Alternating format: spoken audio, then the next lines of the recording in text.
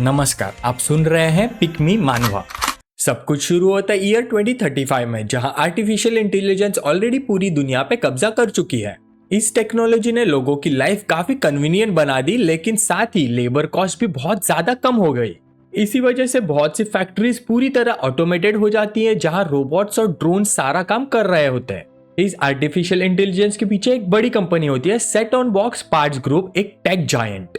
इनके साथ साथ ब्रेन एआई की वजह से मास अनएम्प्लॉयमेंट हो जाता है और पूरी देश में मैसिव प्रोटेस्ट शुरू हो जाता है। लेकिन रेजिस्टेंस बिल्कुल बेकार साबित होता है और अब लोग अपनी जिंदगी दांव पे लगा देते हैं एआई के बनाए हुए गेम्स में, सिर्फ अमीर लोगों को एंटरटेन करने के लिए। बेसिकली प्लेयर्स अपना सब कुछ रिस्क करते हैं एलाइट्स को खुश करने के लिए एक डेडली गेम में, जिसका नाम है गोल्ड गेम। अगर तुम सर्वाइवल गेम्स को जीत जाओ तो तुम हैवी कैश कमा सकते हो और सोशल लैडर भी क्लाइम कर सकते हो। और इसी सेटिंग में हमारा प्रोटैगनिस्ट चेनमू भी मजबूरी में पार्टिसिपेट करता है बाकी कई लोगों के साथ। ब्रेन एआई का फॉर्मर रिसर्चर होने के नाते उसके लिए जितना ही एक लौता तरीका है किसी को ढूंढ निकालने का। तभी एक डरा हुआ बंदा पूछता है, क्या ये सच है कि अगर हम गेम में मर जाए तो रियल में भी मर जाते हैं? एक प्लेयर वैन का कंफर्म करता है कि हाँ बिल्कुल सच है, और बोलता है कि जो भी हारता है या अपना हेलमेट उतारता है उसे तुरंत जैप कर दिया जाता है। डरा हुआ बंदा बताता है कि उसे गैम्बलिंग डेब्ट्स चुकाने के लिए फोर्स करके यहाँ भेजा गया है और निकलने का कोई रास्ता नहीं। इसी बीच वैंकाई काफी एक्साइटेड लगता है क्योंकि उसने सुना है कि गेम के अंदर किसी को आउट करना इलीगल नहीं है।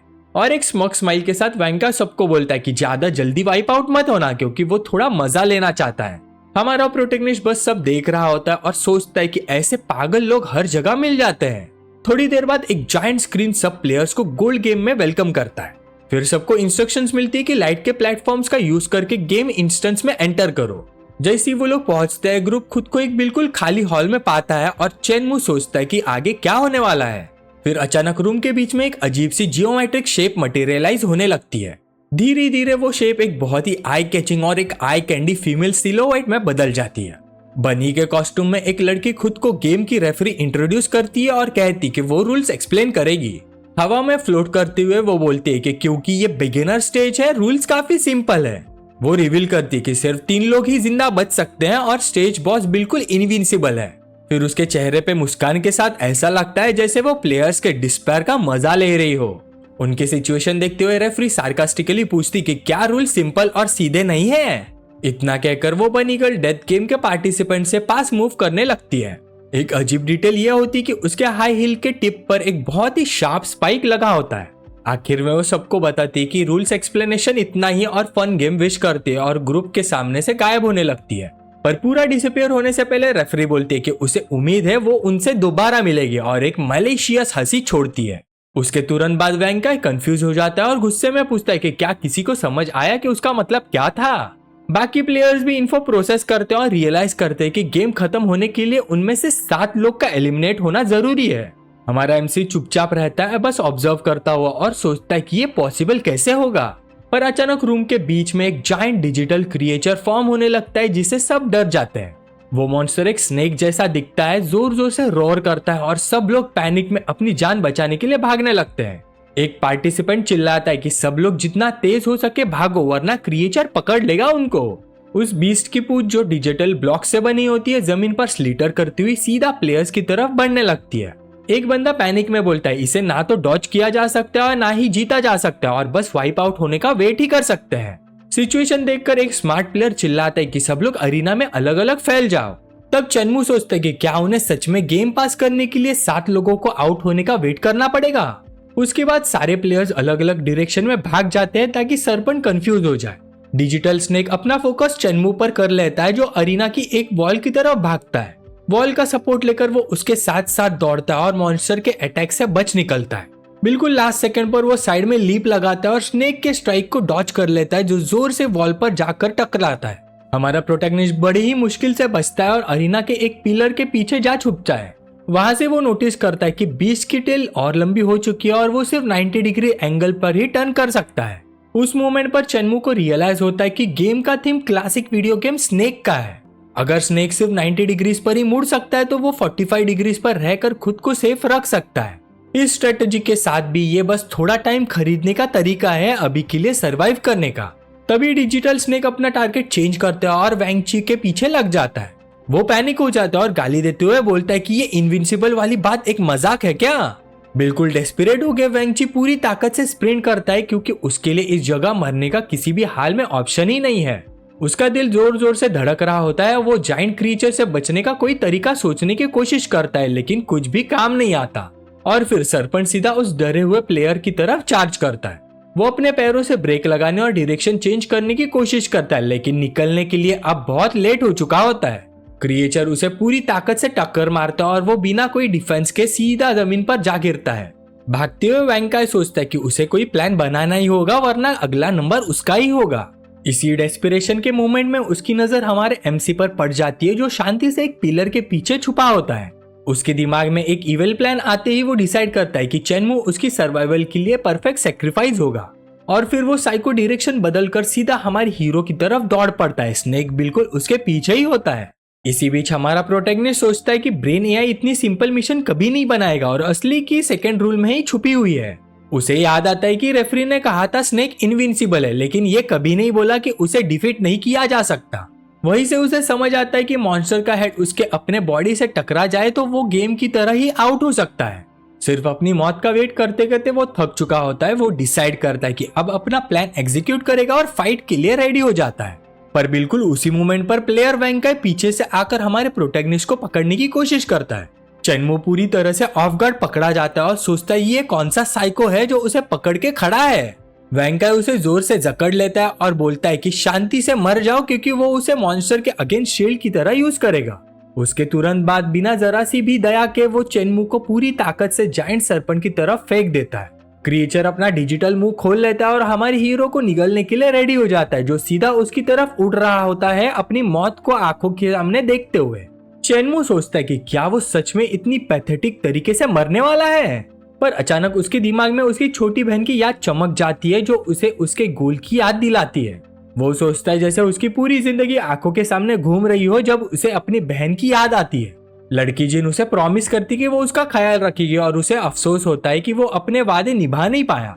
फिर एक भयानक एक्सीडेंट सब कुछ बर्बाद कर देता है और वो अपनी रिसर्चर की जॉब खो देता है। दुख में डूबा हुआ होने के बावजूद उसकी बहन उसे तसल्ली देती है और कहती कि वो उसे कभी छोड़कर नहीं जाएगी। वो प्रॉमिस करती कि पैसों की प्रॉब्लम वो सॉल्व करेगी और कहती कि वो अब बच्ची नहीं रही। उसकी मदद के लिए वो गेम में एंटर करती और कभी वापस नहीं आती। इसी वजह से चेनमू को उसे ढूंढना ही होगा। प्रेजेंट में वापस आते ही सरपंच सीधा उसे हेड ऑन ब्रूटल फोर्स के साथ टकराता है। जोर इतना ज्यादा होता है कि हमारा प्रोटैगनिस्ट खून थूक देता है। पर जख्मी होने के बावजूद वो मॉन्स्टर के हेड को पकड़ के लटक जाता है इस तरह हार मानने से इनकार करते हुए। उसकी नजर धुंधली हो रही होती है और फिर भी वो होश में रहने और खड़े रहने के लिए लड़ता है। क्रिएचर अपना सिर जोर जोर से झटकता है। उसे कपड़े की गुड़ियों की तरह हवा में उछल देता है। उड़ते हुए हमारे हीरो का बॉडी नीचे गिरने लगता है। गिरावट के दौरान उसका शरीर डिजिटल टुकड़ों में टूटने लगता है। एक पल बाद वो नीले रंग के अरीना फ्लोर पर जोर से जा गिरता है। नीचे गिरा हुआ और पूरी तरह से जख्मी वो उठने की कोशिश करता है लेकिन उसकी ताकत धीरे धीरे खत्म हो रही होती है। जमीन पर लेटे हुए हमारा प्रोटैगनिस्ट मानने से इनकार कर देता है कि ये उसका एंड होगा। पर तभी अचानक उसकी विजन में एक नोटिफिकेशन अपीयर होती है और उसकी आंख चमक उठती है। मैसेज कहता है कि researcher identity detected, administrator system activate हो रहा है। इसी वजह से उसे लेवल 1 प्रिविलेजेस मिल जाते हैं और वो अपने खुद के एट्रीब्यूट्स एडिट कर सकता है। एक तरह से डिजिटल मेन्यू में एंटर होके वो इस नई एबिलिटी को एक्सप्लोर करना शुरू करता है। उसके सामने एक डाटा स्क्रीन अपीयर होती है जिससे इंटरैक्ट करते ही उसे समझ आ जाता है कि ये बिल्कुल वीडियो गेम जैसा ही स्टैट्स पैनल है। वो सोचता है कि अगर एजिलिटी पे फोकस करे तो शायद सिचुएशन पलट सकती है। फिर उसका डिजिटल हाथ तेज तेज मूव करता है उसकी स्पीड बढ़ाने के लिए ताकि वो डेंजर से निकल सके। लेकिन फिर वो रुक जाता है और रियलाइज करता है कि सिर्फ भाग जाना ही प्रॉब्लम का सोल्यूशन नहीं है। इस वक्त उसे सबसे ज्यादा स्ट्रेंथ चाहिए होती है और वो एट्रीब्यूट चेंज कंफर्म कर देता है। फिर सिस्टम उसका डेटा रिस्टोर करता है और उसे एहसास होता है कि अब वो अपने खुद के रूल्स बना सकता है। अरीना में वापस उसका शरीर और ज्यादा पावरफुल होने लगता है और एनर्जी उसके मसल्स में दौड़ने लगती है। उसका डेटा पूरी तरह से रिस्टोर हो जाता है और उसकी डिजिटल बॉडी जो टूट रही थी खुद ब खुद रिबिल्ड हो जाती है। पूरी तरह रिकवर होकर वो खड़ा होता है और जाइंट सरपंच का सामना करता है कमबैक के लिए रेडी। फिर क्रिएचर आगे चार्ज करता है लेकिन चेनमू डॉज कर लेता है और मॉन्स्टर जमीन पर जोर से लगता है। बीस्ट का मुंह खाली हवा पर बंद हो जाता है जैसे वो समझने की कोशिश कर रहा है कि उसका टारगेट इतनी जल्दी कैसे बच गया। क्रिएचर एक पल के लिए वही के वही खड़ा रह जाता है, समझ नहीं पाता कि अभी उसके सामने क्या हो गया। सच ये होता है कि हमारे हीरो ने नीचे से स्नेक के जबड़े को पकड़ लिया होता है, उसे काटने से रोककर। अपनी नई स्ट्रेंथ के साथ वो बिना किसी दिक्कत के मॉन्स्टर का मुंह अंदर से खोल देता है। पूरा जोर लगाकर वो क्रिएचर का दांत अपने बॉडी से दूर रखने की कोशिश करता है। गुस्से भरी आंखों के साथ वो ताना मारते हुए पूछता है कि क्या बीस्ट को इतना ज्यादा खाना पसंद है। फिर तुरंत ही वो चिल्लाता है कि आज देखते हैं कौन किसको खाता है। सरपन का जबड़ा चेनमू के लगाए हुए जोर से कांपने लगता है। रिस्पॉन्स में क्रिएचर अपना सिर जोर से झटक देता है और उसे थूक कर बाहर निकाल देता है ताकि छूट सके। इससे चेनमू की बॉडी कैनन बॉल की तरह पूरे अरीना में उड़ जाती है। वो जोर से जमीन पर जा गिरता है, लेकिन अपने नए स्टैट की वजह से तुरंत ही रिकवर कर लेता है। सांस फूली हुई होती है, फिर भी वो उठकर मॉन्स्टर का सामना करता है, आंखों में एक पूरी डिटर्मिनेशन के साथ। फिर एक पावरफुल ऑरा उसकी बॉडी को घेर लेता है। जब बाकी प्लेयर उसे देखते रह जाते हैं बिल्कुल स्टन्ड। उनके दिमाग में बस एक ही सवाल होता है, क्या ये बंदा सच में इंसान भी है। फाइट के बीच चेनमू स्नेक पर एक डैमेज इंडिकेटर देखता है। वो खुद से पूछता है कि क्या उसका अटैक सच में काम कर गया। तब उसे समझ आता है कि बीस्ट फिजिकल डैमेज से इम्यून नहीं है, लेकिन उसकी करंट स्ट्रेंथ जितनी है उसके लिए काफी नहीं है। चाहे वो सारे स्टैट्स मैक्स भी कर ले तभी भी कुछ फायदा नहीं होने वाला। उसे समझ आ जाता है कि एक बहुत ही बेहतर स्ट्रेटेजी चाहिए, इसलिए वो अपने ओरिजिनल प्लान पर वापस जाता है। वो एजिलिटी बूस्ट करेगा और गेम के रूल्स का यूज करेगा। उकसाया हुआ डिजिटल सरपंच गुस्से से गरजता है। वो पूरी ताकत के साथ हमारे हीरो पर अटैक करने के लिए तैयार हो जाता है, पर अपनी नई स्पीड के साथ चेनमू पूरे अरीना में डैश करता है। उसका प्लान होता है कि मॉन्स्टर के हेड को उसके अपने बॉडी से टकराने का। उसकी एजिलिटी अब बिल्कुल नेक्स्ट लेवल पर होती है। उसे याद आता है कि क्लासिक गेम में स्नेक तब हारता है जब वो खुद को ही काट लेता है। यही उसका इकलौता वीक स्पॉट होना चाहिए। जमीन पर स्लाइड करते हुए वो अपने हाथों से खुद को रोकता है। फोर्स के बावजूद इम्पैक्ट डैमेज ज्यादा सीरियस नहीं होता। डिटर्मिनेशन से भरी नजर के साथ वो बीस्ट का सामना करता है। वो चैलेंज देता है कि खुद को काट के दिखाए, फिर देखते हैं क्या होता है। डिजिटल स्नेक जोर से गरजता है और अपना मुंह पूरी तरह से खोलकर लंच करता है। लगता है वो प्रोटैगनिस्ट को एक ही बार में खत्म कर देना चाहता हो, लेकिन बिल्कुल ही लास्ट सेकंड पर हमारे हीरो अटैक के नीचे स्लाइड कर जाता है। वो मुश्किल से बाइट से बच पाता है। सिचुएशन देखकर हमारा प्रोटैगनिस्ट शॉक में आ जाता है। उसे अपनी आंखों पर यकीन ही नहीं होता। पता चलता है कि स्नेक के पास एक प्रोटेक्टिव मैकेनिज्म भी है। एक एनर्जी बैरियर उसे खुद को काटने से रोक देता है। इससे चेनमू कंफर्म कर लेता है कि उसकी थियरी सही थी, लेकिन एआई ने मॉन्स्टर की एक लौती वीकनेस पहले ही पैच कर दी थी। फिर डिजिटल सरपंच धीरे धीरे उससे दूर हटने लगता है। बीस्ट फिर से अरीना में पेट्रोल करने लगता है नए टारगेट्स ढूंढने के लिए, और इस तरह सब कुछ फिर से वही आ जाता है, back to square one. Boss के इनविंसिबल होने का रूल बिल्कुल कंफर्म हो जाता है। तब चेनमू को रूल्स के पीछे छुपा हुआ ट्रैप समझ आ जाता है। प्लेयर्स को एक दूसरे को आउट करना है जब तक सिर्फ 3 लोग बाकी ना रह जाए। इस तरह वह आपस में लड़ते रहेंगे बिल्कुल एंड तक। एग्जैक्टली वही जो गेम मास्टर्स देखना चाहते हैं। लेकिन हमारा प्रोटैगनिस्ट हार मानने वाला नहीं है। उसका मानना है कि अगर वो प्रोटेक्शन बाईपास कर ले तो जीत सकता है, पर इसके लिए उसे बेट चाहिए मॉन्स्टर को लूर करने के लिए और एक एक्सटर्नल फोर्स भी, ताकि कोलिजन हो सके। उसी वक्त उसकी नजर एक ग्रुप ऑफ प्लेयर्स पर पड़ती है जो छुपे हुए होते हैं। ये वही बंदा होता है जिसने पहले उसे शील्ड बना के यूज किया था।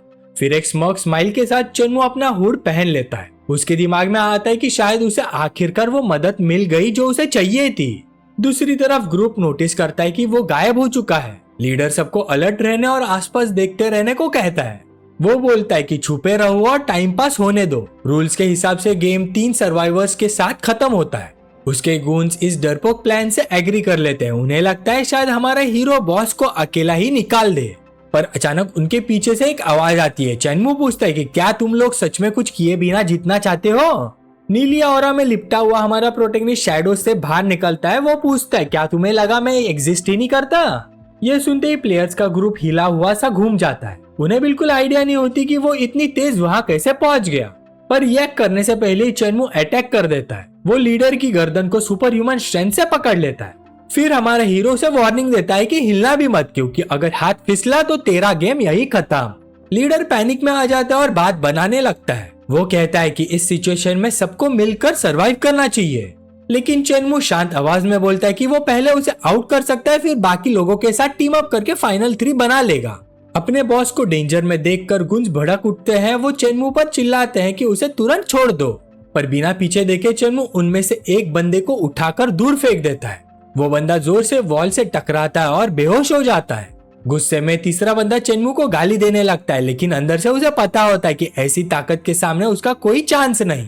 फिर हमारा प्रोटैगनिस्ट लीडर को जोर से जमीन पर पटक देता है। फिर वो उस बंदे के सर पर पैर रख के खड़ा हो जाता है ताकि दिखा सके कौन बॉस है। वो रिवील करता है कि उसके पास सरपंच को हराने का एक प्लान है, लेकिन प्लान काम करे उसके लिए एक बेट चाहिए। इसलिए वो लीडर को एक बिल्कुल सिंपल चॉइस देता है, या तो वो प्लान पर सब कुछ दाव पर लगाए या फिर यही इसी वक्त एलिमिनेट हो जाए। सर पर पैर दबा हुआ महसूस करे बंदा चीखता है, वो मान जाता है। उसके पास कॉपरेट करने के अलावा कोई ऑप्शन ही नहीं होता, लेकिन अपने दिमाग में वो कसम खाता है कि बदला जरूर लेगा। वो डिसाइड करता है कि स्टेज खत्म होने का वेट करेगा और फिर हिसाब बराबर करेगा। चेनमू वार्निंग देता है कि अगर उसने जरा सी भी गड़बड़ की तो सबसे पहले उसे ही आउट करेगा। लीडर गुस्से में बड़बड़ाता है कि प्लान काम करना ही चाहिए और अपने लोगों को फॉलो करने को कहता है। अरीना के बीच से चलते हुए एक गुण पूछते है कि क्या वो सच में बेट बनने जा रहे हैं। वो सोचता है कि ये बहुत रिस्की है, ऊपर से वो ऑलरेडी एक टीममेट खो चुके हैं। लीडर एक खतरनाक मुस्कान के साथ आयरनिक टोन में जवाब देता है। वो बोलता है किसने कहा कि डेंजर में मैं ही होऊंगा। इसके बाद वो एक और ग्रुप ऑफ प्लेयर के पास जाता है। वो लोग पास ही छुपे होते हैं और ये बंदा उनका अटेंशन खींच लेता है। लीडर उन्हें ऑर्डर देता है कि सरपंच को लूर करो। वो झूठ बोलता है कि उसे स्टेज के मॉन्स्टर को हराने का तरीका पता है, लेकिन ग्रुप उसका ऑर्डर मानने से मना कर देता है। वो कहते हैं कि क्रिएचर उनके लिए बहुत ज्यादा स्ट्रॉन्ग है। लीडर एक थ्रेटनिंग वाइब के साथ उनमें से एक बंदे के पास जाता है। वो उसके कंधे पर हाथ रखता है और उसे ब्रो कह के बुलाता है। अगले ही पल वो पूरी ताकत से उस बंदे को लात मार देता है। वो प्लेयर बिना रिएक्ट किए सीधा जाइंट सरपंच की तरफ उड़ जाता है। जमीन पर गिरा हुआ वो सिचुएशन देखकर बुरी तरह डर जाता है। वो हिल भी नहीं पाता, आने वाली मौत के डर से बिल्कुल जम जाता है। उसके सामने डिजिटल सरपंच मुंह खोलकर गरजता है। मॉन्स्टर बेचारे ह्यूमन बेट को निगलने के लिए रेडी हो जाता है और बिना किसी रहम के वो क्रिएचर पूरी ताकत से अटैक करता है और प्लेयर एक ही गल्प में भूखे बीस्ट के अंदर चला जाता है। बाकी प्लेयर्स इस ब्रूटल सीन को देखकर कांप जाते हैं। उन्हें लीडर की क्रुएल्टी पर यकीन ही नहीं होता। उनके रिएक्शन से इरिटेट होकर लीडर उन्हें धमकाता है। वो चिल्लाता है कि अगर उन्होंने बात नहीं मानी तो वो सबको खत्म कर देगा। फिर वो बाकी ग्रुप को अरीना में भागने का ऑर्डर देता है। वो उन्हें जबरदस्ती आगे धक्का देता है अपनी मर्जी के खिलाफ बेट बनने के लिए, लेकिन वो एक लड़की को हाथ से पकड़ लेता है। लीडर उसे बाकी दो प्लेयर्स के साथ भागने से रोक देता है। लीडर उस ब्लॉन्ड लड़की को कहता है कि वो उसके साथ रहे। डरती हुई लड़की पूछती कि उसे और क्या चाहिए, जबकि वो सब कुछ कर चुकी है जो उसने कहा था। पर बिना किसी जवाब दिए वो उसे बहुत ही डिसरिस्पेक्टफुल तरीके से पकड़ लेता है। लीडर की इस एक्शन से लड़की बिल्कुल जम जाती है। फिर बंदा उसे एक सपोजिटली वे आउट ऑफर करता है अगर वो उसका साथ दे। वो कहता है कि जब बाकी सब लोग खत्म हो जाएंगे तो वो 3 लोग सरवाइव कर सकते हैं। इसी बीच बाकी बेट सरपंच से बचने के लिए जान लगाकर भाग रहे होते हैं। वो लीडर को गाली देते हैं जिसने सिर्फ सर्वाइवल काउंट कम करने के लिए उन्हें मौत के मुंह में धकेल दिया। क्रिएचर फिर व्हाइट ड्रेस वाली लड़की पर अटैक करता है। उसके पास कोई चांस नहीं होता और डिजिटल मॉन्स्टर उसे पकड़ लेता है। ये सीन देखकर ब्लॉन्ड लड़की बिल्कुल स्पीचलेस हो जाती है। लीडर उसे थोड़ी क्रीपी सी नजर के साथ पकड़ कर रखता है, पर अचानक लड़की के चेहरे का एक्सप्रेशन पूरी तरह से बदल जाता है एक सीडक्टिव स्माइल के साथ। वो प्रॉमिस करती कि वो उसके लिए कुछ भी करेगी। लीडर का गुण पूछता है कि क्या प्लान काम करेगा। वो कमेंट करता है कि जो दूसरी लड़की भाग रही थी वो भी ज्यादा देर तक टिक नहीं पाएगी। लीडर जवाब देता है कि ये सब बिल्कुल परफेक्ट चल रहा है, उसे बाकी लोगों का एलिमिनेट होना जरूरी है ताकि सर्वाइवर काउंट जल्दी से कम हो सके। फिर उसे हमारा प्रोटैगनिस्ट याद आता है। गुस्से से भरा हुआ वो कसम खाता है कि पहले वाली बेइज्जती का बदला जरूर लेगा। तभी गून वार्निंग देते हैं कि सरपंच उनकी तरफ आ रहा है। क्रिएचर का फोकस अब उन तीनों पर आ चुका होता है जो वहाँ छुपे होते हैं। वैंगची सोचता है कि ये एक्ट करने का परफेक्ट टाइम है। वो कहता है कि चेनमू के साथ कॉपरेट करने का नाटक करो और मौका मिलते ही अटैक करो। हमारे हीरो की तरफ भागते हुए वो चिल्लाता है कि वो बीस्ट को ले आए हैं। फिर पूछता है कि प्लान में मदद के लिए उन्हें क्या करना चाहिए। हमारा प्रोटैगनिस्ट पूरा सीन देखकर सिर्फ नफरत महसूस करता है। वो सोचता है कि ये बंदा एक अनस्टेबल फैक्टर है और इसे एलिमिनेट करना ही पड़ेगा। इसके बाद वो आते हुए ग्रुप को अपना प्लान समझाता है। यंग मास्टर सबको याद दिलाता है कि अगर स्नेक का हेड उसके बॉडी से टकरा गया तो गेम खत्म। गुन एक्साइटेड हो जाता है, सोचता है कि वो बच गए, लेकिन लीडर बोलता है कि वो पहले ही ट्राई कर चुका है और बीस्ट के पास प्रोटेक्टिव मैकेनिज्म है। एक मॉकिंग स्माइल के साथ वो सोचता है कि अगर इतना इजी होता तो वो सब कुछ खुद ही अकेला ही खत्म कर चुका होता। पर अचानक चेनमू लीडर को जोर से लात मार देता है। वो चिल्लाता है कि टाइम वेस्ट करना बंद करो और जो कहा गया है वो करो। और कोई ऑप्शन ना देखकर ग्रुप अरीना के अक्रॉस भागने लगता है। वो प्लान फॉलो करते हुए जाइंट सरपंच का अटेंशन खींचते हैं। ब्लॉन्ड लड़की डेस्परेशन में चीखती है जब हमारा प्रोटैगनिस्ट उन्हें अंदर जंप करने को कहता है। स्नेक के अंदर का बॉडी का हिस्सा सबसे सेफ जगह होता है, इसलिए वो सब मॉन्स्टर के बॉडी से बने सर्कल के अंदर डाइव मार देते हैं। वो बड़ी मुश्किल से क्रिएचर के स्ट्राइक से बच पाते हैं।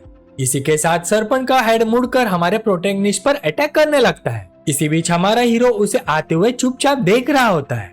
एक परफेक्ट मौका देखकर वेंकाई शैतानी मुस्कान के साथ हंसता है। वो डिसाइड करता है कि अब हमारे प्रोटैगनिस्ट को सीधा हेल भेजने का टाइम आ गया है। लेकिन तब चेनमू की आंखें तेज नीली एनर्जी से चमक उठती है। लगता है उसने लीडर की गद्दारी पहले ही भाप ली थी। अगले ही पल वो जबरदस्त फोर्स के साथ हवा में उछलता है। उसके जंप की ताकत से अरीना का फ्लोर तक क्रैक हो जाता है। लीडर की आंखों की रिफ्लेक्शन में दिखाई देता है हमारा हीरो उड़ रहा है। वो बंदा चेनमू की एब्सर्ड स्पीड देखकर पूरी तरह शॉक हो जाता है। सीन क्लियर कर देता है कि चेनमू सीधा स्नेक के हेड के ऊपर से जंप कर गया।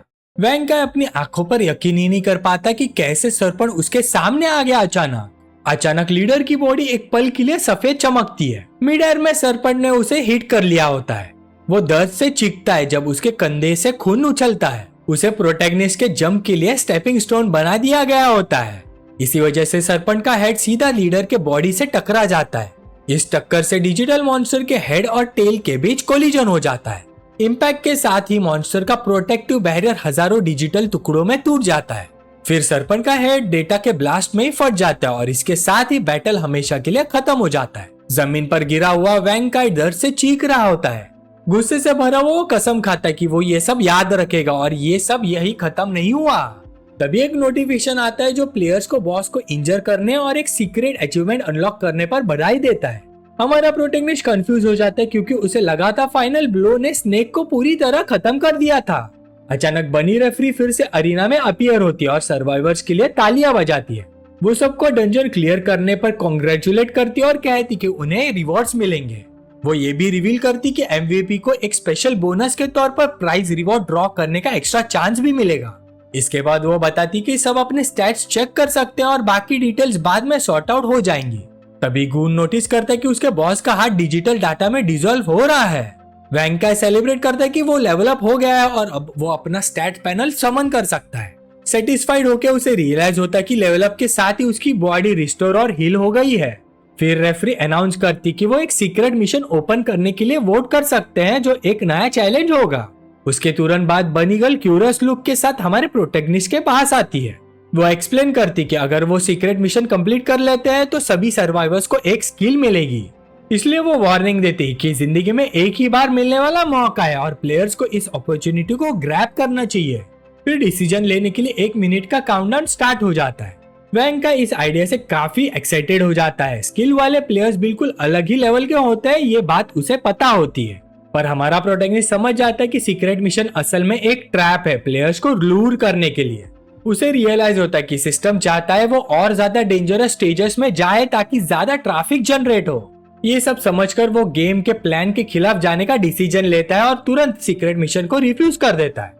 ब्लॉन्ड लड़की और गून भी उसे एग्री करते हैं, कहते हैं कि ये जगह आगे बढ़ने के लिए बहुत ही ज्यादा डेंजरस है। बनी गर्ल उनके डिसीजन को कंटेम्प्ट और सुपीरियरिटी भरी नजर से देखती है। फिर वो उन्हें मनी, फेम और रेयर आइटम जैसे रिवॉर्ड का लालच देकर मानने की कोशिश करती है, लेकिन ग्रुप अपने डिसीजन पर अटल रहता है और हिडन मिशन को रिफ्यूज कर देते हैं। इस सिचुएशन को देखकर रेफरी एक लंबी सांस लेती है और प्लेयर्स के चॉइस को एक्सेप्ट करती हुई लगती है। वो डिक्लेयर करती है क्योंकि 4 में से 3 प्लेयर ने मना कर दिया इसलिए गेम यही खत्म होता है। लेकिन वेंकाई सोचता है कि ये ऐसे खत्म नहीं हो सकता, उसे अपना बदला पूरा करने के लिए एक स्किल चाहिए ही। वेंकाई इस आइडिया के साथ ऑब्सेस हो जाता है कि उसे कोई पावर मिलनी ही चाहिए ताकि वो हमारे प्रोटैगनिस्ट से रिवेंज ले सके। फिर अचानक वेंकाई अपने ही गून को पकड़ लेता है और कहता है कि वो उसके परिवार का ख्याल रखेगा और जरा से भी रहम के बिना वो अपने ही कंपेनियन की गर्दन तोड़ देता है ताकि मिशन फोर्स हो जाए। ये सीन देखकर ब्लॉन्ड लड़की और हमारा प्रोटैगनिस्ट दोनों शॉक हो जाते हैं। लड़की उंगली से लीडर की तरफ इशारा करती है, उसे यकीन ही नहीं होता कि उसने अपने दोस्त के साथ ही ऐसा किया। तभी एक नोटिफिकेशन अनाउंस होता है, 3 सर्वाइवर्स के होने की वजह से सीक्रेट मिशन जबरदस्ती एक्टिवेट हो चुकी है। हमारा हीरो गुस्से से भर जाता है क्योंकि उसे उम्मीद ही नहीं थी कि वो बंदा अपने हेंचमैन की बलि दे देगा। उसके बाद अरीना का फ्लोर कांपने लगता है और बड़े बड़े टुकड़ों में टूटने लगता है। पूरा सीनरी क्रम्बल होने लगता है जब प्लेयर्स मुश्किल से खुद को संभालते हैं। अगले ही पल एक गहरा अंधेरा गड्ढा खुलता है जिसमें से हजारों हरी डिजिटल सांप निकलते हैं। उनके बीच से 2 जायंट सर्पेंट उभर कर आते हैं और 3 बचे हुए सर्वाइवर्स को घेर लेते हैं। ये डिजिटल क्रिएचर पहले वाले से कहीं ज्यादा खतरनाक लगते हैं। अपना मुंह खोलकर दोनों बीच गरजते हैं और कॉर्नर ग्रुप पर अटैक करने के लिए रेडी हो जाते हैं। नोटिफिकेशन कंफर्म करता है lair of 1000 serpent mission officially शुरू हो चुकी है। बनी गर्ल बताती कि एक्स्ट्रा रिवॉर्ड पाने के लिए उन्हें 10 मिनट तक सरवाइव करना होगा। फिर एक मॉकिंग स्माइल के साथ बनी गर्ल कहती कि उसे लगा ही नहीं था कि वो बोनस स्टेज एक्टिवेट कर देंगे। बनी गर्ल को यह पूरा सिचुएशन काफी इंटरेस्टिंग लगता है और वो ह्यूमन गिल्ड पर कमेंट करती है, बोलती कि इंसान की लालच ही हमेशा उसके डाउनफॉल की वजह बनती है। वो आगे कहती कि अपने सर्वाइवल चांसेस खुद ही खत्म कर देते हैं, जैसे अपनी कब्र खुद खोद रहे हो। मीनवाइल वैंग काई अपने मन में सोचता है कि अगर वो 10 मिनट तक टिक गया तो वो सच में पावरफुल बन जाएगा। हमारे प्रोटैगनिस्ट को पता है कि अब मजाक का टाइम नहीं है, वो चारों तरफ से घिरा हुआ है और उसकी 100 जिंदगियां भी काफी नहीं होंगी। सिचुएशन को देखते ही छोटी छोटी सारी स्नेक एक ग्रुप में आगे बढ़ती है तीनों प्लेयर्स पे अटैक करने के लिए जो अरीना के कॉर्नर में फंसे हुए हैं। तभी एक छोटा स्नेक दूसरे स्नेक को काट लेता है और डिस्ट्रॉय होने के बजाय दोनों मर्ज होके एक बन जाते हैं। हमारे हीरो को तुरंत समझ आ जाता है कि प्रोटेक्शन सिर्फ तब काम करती है जब बीस्ट खुद को काटे, लेकिन अगर 2 बीस्ट आपस में कोलाइड करे तो डिवावरिंग रूल एक्टिवेट हो जाता है। उसे क्लियर हो जाता है कि सीक्रेट मिशन सिर्फ एक एक्सटेंशन है और जीतने के लिए रूल्स वही के वही है। इसका मतलब उसे दोनों बॉस सरपंच को एक दूसरे को काटने पे मजबूर करना होगा और ये उसका लास्ट चांस है विक्ट्री पाने का। उधर वैंग काई के पास ऑलरेडी एक प्लान भी है। वो डिसाइड करता है कि अगर सब कुछ बिगड़ गया तो वो ब्लॉन्ड लड़की को बेट बना के खुद निकल जाएगा, लेकिन लड़की के भी अपने प्लान्स होते हैं और बिना उसे नोटिस हुए वो अपने स्ट्रेंथ पॉइंट इंक्रीज कर लेती है। अगले ही पल वो पूरी ताकत से उसे धक्का देकर उन स्नेक्स के बीच में फेंक देती है जो उनकी तरफ बढ़ रही होती है। गुस्से से चिल्लाते हुए कहती है, जाओ मर जाओ, जबकि वैंग काई उसे गाली देता है उससे बिट्रेयल के लिए। वैंग काई को यकीन ही नहीं होता कि इतना सब कुछ करने के बाद यही उसका एंड होने वाला है। यहाँ तक कि मिशन एक्टिवेट करने के लिए उसने अपने दोस्त को भी खत्म कर दिया था। लड़की जवाब देती कि जिसने अपने ही सबऑर्डिनेट को एलिमिनेट कर दिया, मौका मिलते ही उसके साथ भी वही करता। डेस्परेट होकर वैंग काई अपना हाथ आगे बढ़ाता है जैसे उस मूवमेंट में किसी भी तरह का सैल्वेशन पकड़ना चाहता हो। वो जमीन पर घिसटते हुए उस ब्लॉन्ड से भीख मांगता है, बोलता है कि सारा पैसा दे देगा, बस उसे बचा ले। लेकिन लड़की जोर से उसका हाथ लात मारती है और चिल्लाती कि यही अकेला मरे। इतना कहके वो आदमी उसे जोर से पकड़ लेता है, अब भी बिलीव नहीं कर पा रहा कि एंड में उसने धोखा दे दिया। एक डिजिटल स्नेक आगे बढ़ता है वैंग काई पे फाइनल स्ट्राइक करने के लिए, लेकिन वो लड़की को अपने साथ खींच लेता है और दोनों हजारों डिजिटल स्नेक के बीच निकल लिए जाते हैं। मीनवाइल हमारा प्रोटैगनिस्ट पूरे अरीना में दौड़ रहा है, छोटी स्नेक्स को बड़ी ही सफाई से डॉच करते हुए। उसे समझ आ जाता है कि स्वाम से बचने के लिए सबसे सेफ जगह जायंट सरपंच के ऊपर है। वो पूरी ताकत से एक जायंट क्रिएचर के खुले मुंह की तरफ जंप करता है। बीस्ट अपना जबड़ा जोर से बंद करता है और हीरो उसके सरप्राइज अटैक के बीच में फंस जाता है। मॉन्स्टर के मुंह के अंदर वो बाइट की पावर देख के इम्प्रेस हो जाता है और अपने स्टैट्स के लिए थैंकफुल फील करता है। हीरो के फंसे हुए होते ही दूसरा जायंट सरपंच पहले वाले पे अटैक करने आगे बढ़ता है। अपनी सारी स्ट्रेंथ लगा के वो पहले वाला मॉन्स्टर के मुंह को फोर्स करता है कि आगे आते हुए दूसरे बीस्ट को काट ले। उस मूवमेंट पे वो सोचता है कि अब या तो जिंदगी है या सीधा डूम। सब कुछ इसी एक मूवमेंट पे डिपेंड करता है। उस पॉइंट के बाद से दोनों सरपंच एक दूसरे को खा जाते हैं और एक मैसिव चमकदार डिजिटल डेटा एक्सप्लोजन होता है। मॉन्स्टर्स की बॉडीज हजारों टुकड़ों में बिखर जाती हैं और सीक्रेट मिशन फाइनली खत्म हो जाता है। हमारा प्रोटैगनिस्ट थक कर जमीन पर गिर जाता है, लेकिन जीत चुका होता है चैलेंज ओवरकम करने की वजह से। तुरंत ही नोटिफिकेशंस पॉप अप होते हैं उसे एमवीपी बनने और लेवल अप होने पर कॉन्ग्रेचुलेट करते हुए। चेनमू शॉक हो जाता है जब देखता है कि उसका एडमिनिस्ट्रेटर प्रिविलेज अपग्रेड होकर कोड रेप्लिकेशन बन गया है। फिर एक सेकंड भी सोचे बिना वो उस सरपंच का कोड कॉपी करने का ऑप्शन एक्सेप्ट कर लेता है जिसे उसने अभी अभी डिफीट किया था।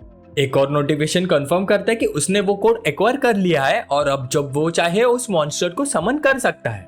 मुस्कुराते हुए वो सोचता है कि आने वाले गेम्स में ये एक बहुत ही बड़ा एडवांटेज साबित होने वाला है उसके लिए।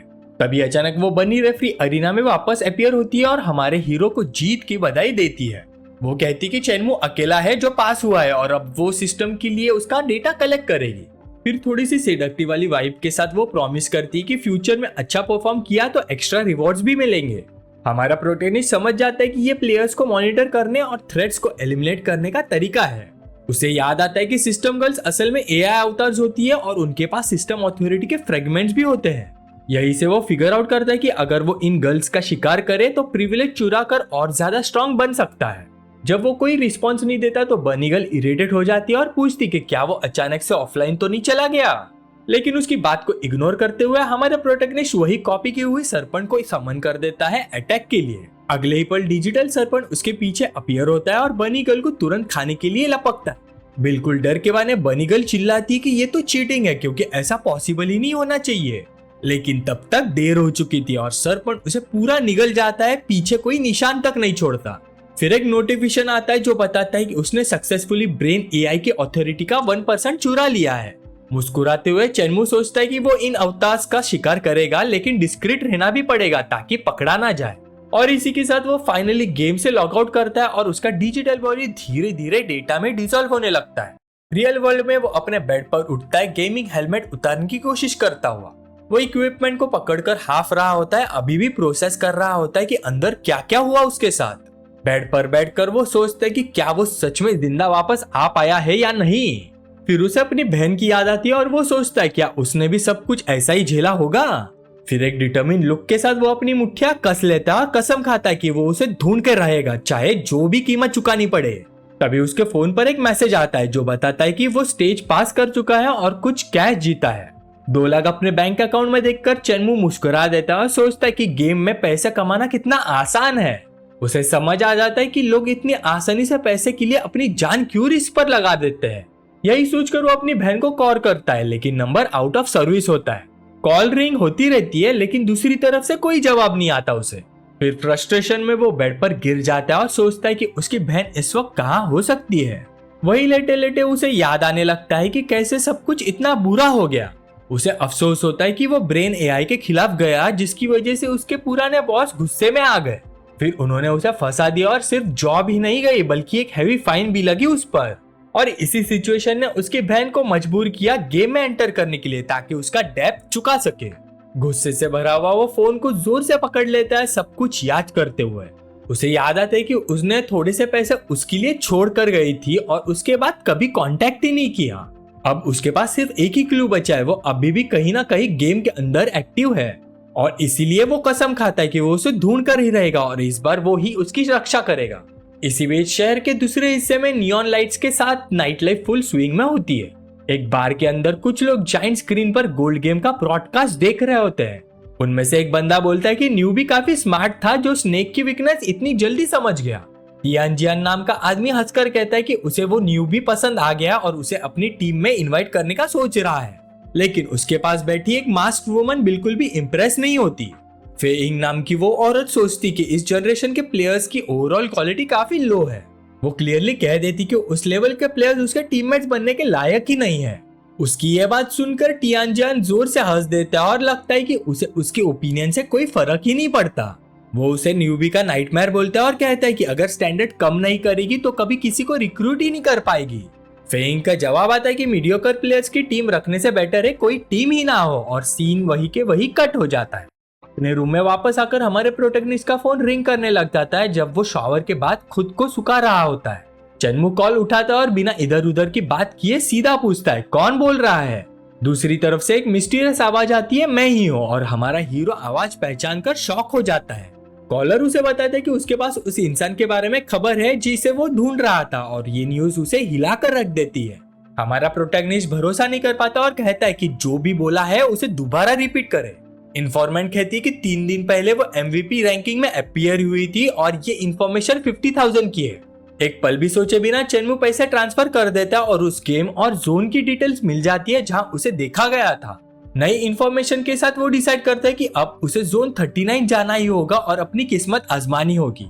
उसे पता है कि वो गेम ऑलरेडी खत्म हो चुका है लेकिन अपनी बहन तक पहुंचने का कोई भी क्लू वो मिस नहीं कर सकता। इसलिए चेनमू हेलमेट वापस पहनता है और कसम खाता है कि चाहे जो हो जाए वो उसे ढूंढ कर ही रहेगा। इसके साथ ही वो एक बार फिर गोल्ड गेम के डिजिटल वर्ल्ड में एंटर करता है नेक्स्ट स्टेज के लिए रेडी होते हुए। उसका अवतार गेम लॉबी में अपीयर होता है। वो खुद को मेंटली प्रिपेयर करता है जो भी आगे होने वाला है उसके साथ। फिर एक जाइंट स्क्रीन उसे पास होने पर कॉन्ग्रेचुलेट करती है और बताती कि उसके पास नेक्स्ट गेम एंटर करने के लिए 7 दिन है। हमारा प्रोटैगनिस्ट कॉन्ट्रैक्ट देखकर इरिटेट हो जाता है और सोचता है कि कंपनी कभी हार नहीं सकती, लेकिन वो उसे इग्नोर कर देता है क्योंकि अब उसका फोकस सिर्फ अपनी बहन को ढूंढने और अपने प्रिविलेजेस वापस पाने पर है। अपनी स्टैट स्क्रीन देखकर चेनमू नोटिस करता है कि उसके पास 10 पॉइंट्स है डिस्ट्रीब्यूट करने के लिए। अपने पास्ट एक्सपीरियंस के बेस पर वो जानता है कि स्ट्रेंथ और एजिलिटी सबसे इंपॉर्टेंट एट्रीब्यूट्स है, इसीलिए बिना सोचे समझे वो अपनी स्ट्रेंथ 20 और एजिलिटी 14 तक बढ़ा देता है। फिर तुरंत ही एक ब्लू ऑरा उसके बॉडी को कवर कर लेता है और वो पहले से काफी ज्यादा स्ट्रॉन्ग फील करता है। अचानक उसकी नजर पैनल पर कुछ नया पड़ता है और वो सोचता है कि ये स्किल बार है क्या। उसे तुरंत याद आता है कि उसने एक स्किल ड्रॉ जीता था और वो डिसाइड करता है कि अभी यूज करने का परफेक्ट टाइम है। वो सिस्टम को ऑर्डर देता है कि स्किल ड्रॉ तुरंत इनिशिएट करे और उसके सामने एक giant digital roulette wheel appear होता है और वो देखने के लिए रेडी हो जाता है कि उसकी नई स्किल क्या होगी। रूलेट व्हील घूमती है और बेसिक स्किल ऑप्शन पर रुक जाती है, जिससे हमारा हीरो थोड़ा टेंस हो जाता है। फिर एक नोटिफिकेशन आता है जो उसे इनविजिबल विंग स्किल जीतने पर कॉन्ग्रेचुलेट करता है, जो उसे 1 मिनट के लिए लेविटेट करने देता है। वो सोचता है कि भले ये हाई टियर स्किल ना हो लेकिन क्रिटिकल मूवमेंट्स में काम आ सकता है। टाइम वेस्ट किए बिना हमारा प्रोटैगनिस्ट रैंक डी लॉबी की तरफ बढ़ता है अपनी बहन को ढूंढने के लिए। तभी एक अजनबी पीछे से आकर पूछता है कि क्या वो नया प्रमोट हुआ रूकी प्लेयर है। सस्पिशन के साथ उस आदमी को देखते हुए चेनमू पूछता है कि क्या वो कोई एडवाइस देना चाहता है। वो बंदा कहता है कि वो भी रुकी है लेकिन 2 गेम्स कंप्लीट कर चुका है और उसे टीम बनाने के लिए इनवाइट करता है।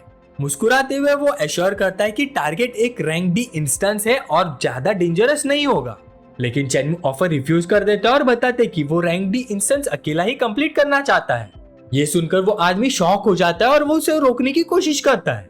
चिल्लाते हुए वो कहता है कि एक रुके के लिए रैंक डी इंस्टेंस चैलेंज करना सुसाइड है और वो वाइप आउट भी हो सकता है। हमारा हीरो बस उसकी वार्निंग इग्नोर करता है और बिना पीछे देखे आगे बढ़ जाता है। नोटिफिकेशन आते ही वो जोन 39 के टारगेट के साथ रैंक डी लॉबी में एंट्री कंफर्म कर देता है। वो आदमी उसे एलिवेटर में जाते हुए देखता है और सोचता है कि क्या ये बंदा पूरी तरह से पागल है। थोड़ी देर बाद मैच मेकिंग खत्म होती है और नए रूम्स में बाकी प्लेयर्स अपीयर होने लगते हैं। ग्रुप को एनालाइज करते हुए वो रियलाइज करता है कि लेवल 8 होने की वजह से वो सबसे लो लेवल प्लेयर्स है। फिर अचानक एरिना में एक और नई रेफरी अपीयर होती है और सबको नए गेम में वेलकम करती है। एक एंड थीम लड़की अपना इंट्रोडक्शन देती है और अनाउंस करती कि वो सबके लिए मैच रूल्स पढ़ेगी। वो एक्सप्लेन करती कि अरीना एक माइनफील्ड है जिसमें 30 बॉम्ब्स छुपे हुए हैं और प्लेयर्स को उन्हें ढूंढना होगा। वो आगे ऐड करती कि सारे बॉम्ब्स फाइंड या डिटोनेट हो जाते हैं तो गेम एंड हो जाएगा। हमारा प्रोटैगनिस्ट सोचता है कि क्या ये गेम माइनस्वीपर जैसा लग रहा है, लेकिन उसे डाउट होता है कि इतना सिंपल नहीं होगा। फिर एंड रेफरी कंफर्म करती कि ये इजी नहीं होने वाला और बताती है कि हर 5 मिनट में किसी एक प्लेयर को मैप एक्सप्लोर करना होगा। अगर टाइम खत्म हो गया और किसी ने एक्सप्लोर नहीं किया तो पूरा टीम सफर करेगी। फिर एक विकेट स्माइल के साथ वो रिवील करती कि टाइम खत्म होने पर एक माइन रैंडमली एक्सप्लोड हो जाएगी, लेकिन वो ये भी कहती कि मदद के लिए इंस्टेंस ने प्लेयर के लिए एक छोटा सा एडवांटेज छोड़ा है। हर एक्सप्लोरेशन के साथ उन्हें हेल्पफुल आइटम्स मिल सकते हैं और वो सबको उन्हें समझदारी से यूज करने को कहती है। इतना कहकर वो end girl death game arena छोड़ने के लिए रेडी हो जाती है। फिर हवा में फ्लोट करते हुए वो सभी प्लेयर्स को स्टेज पास करने के लिए गुड लक विश करती है। डिसअपियर होने से पहले वो कहती कि उम्मीद करती है अगली बार जब वो आए तब तक सब जिंदा हो। इसके बाद प्लेयर्स का ग्रुप एक बड़ा सा चेस बोर्ड जैसे अरीना में अकेला छोड़ दिया जाता है। ग्लासेस पहने एक प्लेयर बोलता है कि स्टेज ज्यादा डिफिकल्ट नहीं लग रहा क्योंकि ये बस एक लॉजिक गेम है, लेकिन एक दूसरी फीमेल प्लेयर तुरंत जवाब देती कि बिगिनिंग प्योर लक बेस पर है क्योंकि किसी को नहीं पता माइंस कहाँ है। हमारा प्रोटैगनिस्ट ये सब देखकर काफी स्ट्रेंज फील करता है और सोचता है कि क्या रैंक दी स्टेज सच में इतना सिंपल हो सकती है। थोड़ी ही देर में बाकी के प्लेयर्स एक रूकी के प्रेजेंस को लेकर कंप्लेन करने लग जाते हैं। तभी एक बंदा जैंग टियानबा बीच में बोलता है और कहता है कि उसके पास सबके लिए एक प्रपोजल है। वो सजेस्ट करता है कि ऑर्डर डिसाइड करने के लिए ड्रॉस किए जाएं और वार्निंग देता है कि जो भी डिसओबे करेगा उसे वही के वही एलिमिनेट कर देगा। उसका कहना होता है कि इस तरह रुकी भी बीच में प्रॉब्लम नहीं बनेगा और बाकी टीम भी सिर्फ लक पे डिपेंड करेगी। फिर एक सुपीरियर एटीट्यूड के साथ वो पूछता है कि कौन उसके प्लान का फेवर में है और कौन अगेंस्ट। उसका अपना ग्रुप तुरंत उसके साथ खड़ा हो जाता है और जैंग टियांगबा चैलेंज देता है कि जो भी डिसएग्री करे वो 1-on-1 ड्यूल करेगा उसके साथ। हमारा प्रोटैगनिस्ट सोचता है कि इसका अप्रोच काफी इरिटेटिंग है, लेकिन क्योस अवॉइड करने के लिए ये एक ही तरीका लग रहा है। फेयर रहने के लिए जैंग टियानबा सिस्टम का ड्रॉ फंक्शन यूज करता है ताकि कोई चीटिंग ना कर सके। लेकिन अपने मन में वो रिवील करता है कि उसकी हैंड ऑफ फॉर्चून स्किल इस टाइप के गेम को मैनिपुलेट कर सकती है। फिर रिजल्ट आते ही वो सेलिब्रेट करता है क्योंकि उसे नंबर 1 स्पॉट मिल जाता है और वो खुद पहले जाने का ऑफर देता है। बाकी प्लेयर्स को ये कोइंसिडेंस थोड़ा ज्यादा ही लगता है, लेकिन उनमें से एक बोलता है कि सिस्टम रिग नहीं हो सकता। उनके कमेंट इग्नोर करते हुए ज़ैंग टियानबा बोर्ड की तरफ बढ़ता है और गेम स्टार्ट करने की तैयारी करता है। वो बड़े ही कॉन्फिडेंस के साथ जायंट बोर्ड के फर्स्ट स्क्वायर पर स्टेप रखता है। नंबर 1 स्क्वायर पर रुक जाता है। वो वेट करता है आगे क्या होता है, पर लकीली उस जगह कोई भी हिडन बॉम्ब नहीं होता। फिर ग्रुप की तरफ मुड़कर वो कहता है कि लगता है आज वो लकी है और पूछता है नेक्स्ट कौन है। एक फीमेल प्लेयर टेंस हो जाती है क्योंकि रैंडमली चलना काफी रिस्की होता है उसके लिए। डरते हुए वो पूछती कि क्या कोई उसके साथ ऑर्डर स्वैप करेगा, लेकिन बाकी सब मना कर देते हैं और कहते कि टाइम वेस्ट मत करो। प्रेशर में आकर वो गुस्से में चिल्लाती और कहती कि उसे रश करना बंद करे सब लोग। इसी बीच चेनमू के सामने एक स्क्रीन अपीयर होती है जो दिखाती है कि 2 स्क्वायर्स ने अपनी जगह बदल ली है। वो और डिटेल्स देखना चाहता है, लेकिन उसकी ऑथोरिटी लेवल इतनी हाई नहीं होती। तब हमारा प्रोटैगनिस्ट विंडोज एक्सपी का वाटरमार्क नोटिस करता है और उसे एक आइडिया आ जाता है। प्लान बनाकर वो डरी हुई वुमन को ऑफर कर देता है और उसकी जगह ले लेता है। वो लड़की ये सुनकर सरप्राइज हो जाती है और चेनमू कंफर्म करता है कि वो उसकी टर्न लेगा। बाकी के प्लेयर्स उसका मजाक उड़ाते हैं, सोचते कि वो बस लड़की को इम्प्रेस करना चाहता है। दूर से ज़ैंग टियानबा उसे ऑब्जर्व करता है और सोचता है कि क्या रुकी के पास कोई सीक्रेट इंफॉर्मेशन है।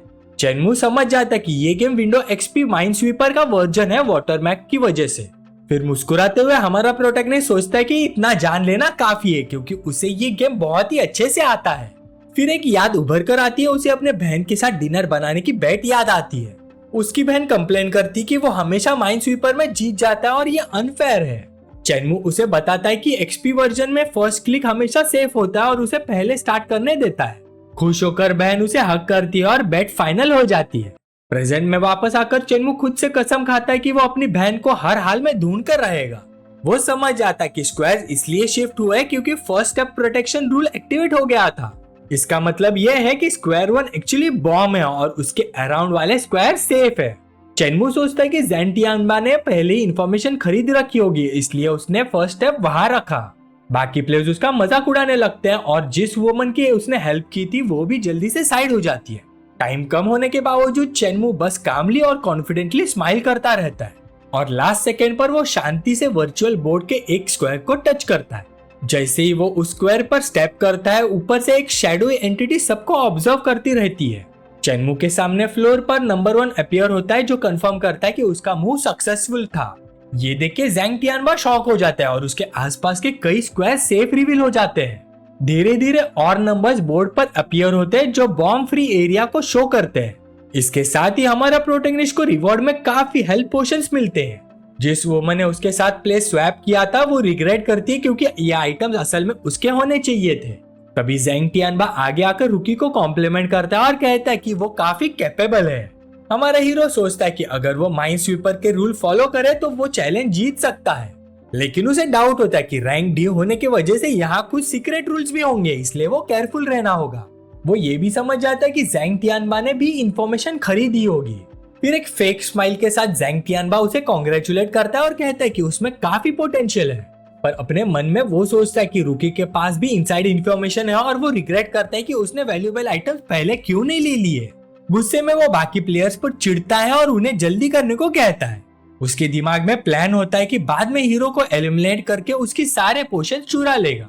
उसके गुन्स उसे थोड़ा शांत करते हैं और वो फिर से बाकी ग्रुप को प्रेशर डालने लगता है। लीडर से डरते हुए एक और वुमन आगे बढ़ती है और कहती कि वो नेक्स्ट खेलेगी। व्हाइट ड्रेस वाली वुमन बोर्ड को एनालाइज करती है और एक पोटेंशियल माइन मार्क करती है। उसके बाद वो उसके एडजेसेंट स्क्वायर को चूज करती है, ये सोचकर कि वो सेफ होगा। थोड़ी देर बाद वो लड़की पूरे कॉन्फिडेंस के साथ उस स्क्वायर पर पैर रखती है जो उसने चूज किया था। जैसे उसे पता चलता है कि चॉइस सही थी और वो सेफ है, वो रिलीफ के साथ सेलिब्रेट करती है। उसके बाद एक मास्क्ड बंदा आगे आता है, अपनी मूव करता है और एक स्क्वायर चूज करता है। वो भी लकी निकलता है और अपनी टर्न सरवाइव करने पर खुश हो जाता है। फिर पर्पल बालों वाली लड़की एक जगह पर फ्लैग लगा देती है जहां उसे लगता है कि माइन है, और फिर बाकी प्लेयर्स भी एक एक करके बिना किसी दिक्कत के अपने मूव्स करते जाते हैं। धीरे धीरे बोर्ड रिवील होता जाता है और ग्रुप काफी सारे माइंस मार्क कर देता है। व्हाइट कपड़ों वाली औरत हंस के बोलती कि ये तो बस माइंड स्वीपर जैसा है और काफी इजी गेम है। एक बंदा उसे एग्री करता है लेकिन बोलता है कि ये ओल्ड गेम है इसलिए गलती हो जाना इजी होगा। तभी पर्पल बाल वाली लड़की हमारे प्रोटेक्निस्ट के पास आती है बात करने के लिए।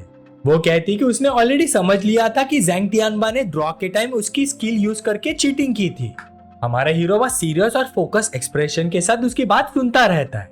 फिर वो जवाब देता है कि ये जानना किसी चीज को चेंज नहीं करता।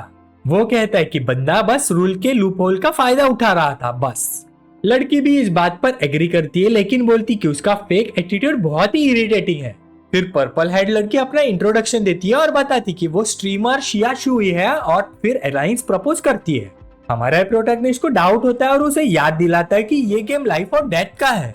स्ट्रीमर गर्ल बोलती है कि उसे पता है और मेंशन करती है कि कभी उसके पास भी एक बहुत ही स्ट्रॉन्ग प्लेयर थी। वो कहती कि पहली बार उसने इतनी पावरफुल फीमेल प्लेयर को एक्शन में देखा था। उसे याद आता है कि उस लड़की के बाल गोल्डन थे लेकिन वो उसका नाम पूछना भूल गई थी। ये सुनते ही हमारा प्रोटैगनिस्ट शॉक हो जाता है और सोचता है कि क्या ये कहीं उसकी बहन तो नहीं है। फिर बेबस होकर वो शिया शियू का हाथ पकड़ लेता है और गोल्डन हेड प्लेयर के बारे में और डिटेल्स पूछता है। शिया शियू कंप्लेन करती कि उसे दर्द हो रहा है और बोलती कि उसने ज्यादा डिटेल नोटिस नहीं की थी उसकी। तब ज़ैंग टियानबा बीच में इंटरप्ट करता है और हमारा हीरो उसे छोड़ देता है वापस गेम पर फोकस करते हुए। अब उस औरत की टर्न आती है जो पहले उसके साथ जगह स्वैप करके खड़ी थी। वो पूरी तरह से डर जाती है क्योंकि सारे सेफ स्पॉट पहले ही चूज हो चुके थे। वो डिसाइड नहीं कर पाती क्योंकि बचे हुए स्क्वायर्स काफी रिस्की लगते हैं उसे। फिर अचानक ही अरीना में 30 सेकंड का काउंटडाउन दिखाई देने लगता है। सिस्टम वार्निंग देता है कि अगर टाइम खत्म हो गया तो रैंडम जगह पर माइन फट जाएगी। गुस्से में ज़ैंग टियानबा चिल्लाता है कि अगर वो रूल्स फॉलो नहीं करेगी तो सबके खिलाफ जा रही है। उसकी डेस्परेशन देखकर ज़ैंग टियानबा इरिटेट हो जाता है और कहता है कि वो उसकी मदद करेगा चॉइस करने में। वो औरत पैनिक हो जाती है और भीख मांगती कि कोई उसे नुकसान ना पहुंचाए क्योंकि वो मरना नहीं चाहती। इम्पेशेंट होकर ज़ैंग टियानबा उसे चुप रहने को बोलता है और जबरदस्ती मूव करने की तैयारी करता है। लेकिन लास्ट सेकंड पर स्ट्रीमर शिया शियू उसे रोक लेती है और कोई बेवकूफी करने के लिए मना करती है। वो ऑफर करती कि वो खुद उस औरत की हेल्प करेगी और कहती कि ये रूल्स के खिलाफ नहीं है। फिर पर्पल हेड लड़की दूसरी प्लेयर से कहती कि उस पर भरोसा करे। शिया शियू उसे समझाती कि उसके पैर के पास जो नंबर 3 दिख रहा है वो इंडिकेट करता है कि उसने पहले ही 3 माइंस मार्क कर ली है। इसलिए वो एश्योर करती कि सामने वाला स्क्वायर सेफ है जहां वो औरत पैर रख सकती है। वो औरत ये समझ के उसका शुक्रिया अदा करती है और स्ट्रीमर की एडवाइस फॉलो करने के लिए रेडी हो जाती है। शिया शियू ज़ैंग टियान की तरफ मुड़ के बोलती है कि वो औरत बस थोड़ी देर के लिए नर्वस हो गई थी बस। इसके बाद वो लड़की पर्पल हेड लड़की के बताए हुए स्क्वायर पर संभाल के पैर रखती है। उसे देखकर रिलीफ मिलता है कि जगह सच में सेफ थी और वो बच गई। वो फिर से शिया शियू को थैंक यू बोलती है और कहती है कि स्ट्रीमर गर्ल बहुत ही काइंड है। लेकिन अचानक उस औरत का चेहरा दहशत से भर जाता है जब उसे बहुत ही बुरा रियलाइज होता है। जिस स्क्वायर पर वो खड़ी होती है वो चमकने लगता है और नीचे से क्रैक होने लगता है। बेबस होके वो चिल्लाती कि स्ट्रीमर गर्ल ने झूठ बोला था और वो वहां माइन थी। खतरा समझ के हमारा प्रोटैगनिस्ट सबको नीचे झुकने के लिए चिल्लाता है। उसके तुरंत बाद एक बड़ा सा विस्फोट होता है और वो औरत सीधा उस केओस के शिकार हो जाती है। एक भयानक ब्लास्ट पूरे एरिया को अपनी लपेट में ले लेता है और गेम अरीना एक हिस्सा बर्बाद हो जाता है। हमारा हीरो अपने इनविजिबल विंग्स का यूज करके बच निकलता है जबकि स्ट्रीमर गर्ल ग्रेविटी मैनिपुलेट करती है। साथ ही ज़ैंग टियानबा का ग्रुप शील्ड स्किल यूज करके खुद को ब्लास्ट से प्रोटेक्ट करता है। पर प्रोटेक्शन के बावजूद ग्रुप का एक बंदा हल्ला गुल्ला में इंजर्ड हो जाता है। जब धुआं छटता है तो कुछ प्लेयर्स अरीना की फ्लोर पर बेजान पड़े होते हैं। बोर्ड पर एक बड़ा सा क्रेटर बन चुका होता है और ग्रुप डर के मारे इधर उधर भाग जाता है।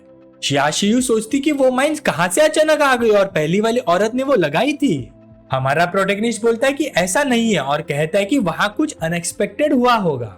तभी इंजर्ड बंदा उठकर खड़ा होता है और स्ट्रीमर गर्ल पर इल्जाम लगाता है कि उसका दिल बहुत ही विकेट है।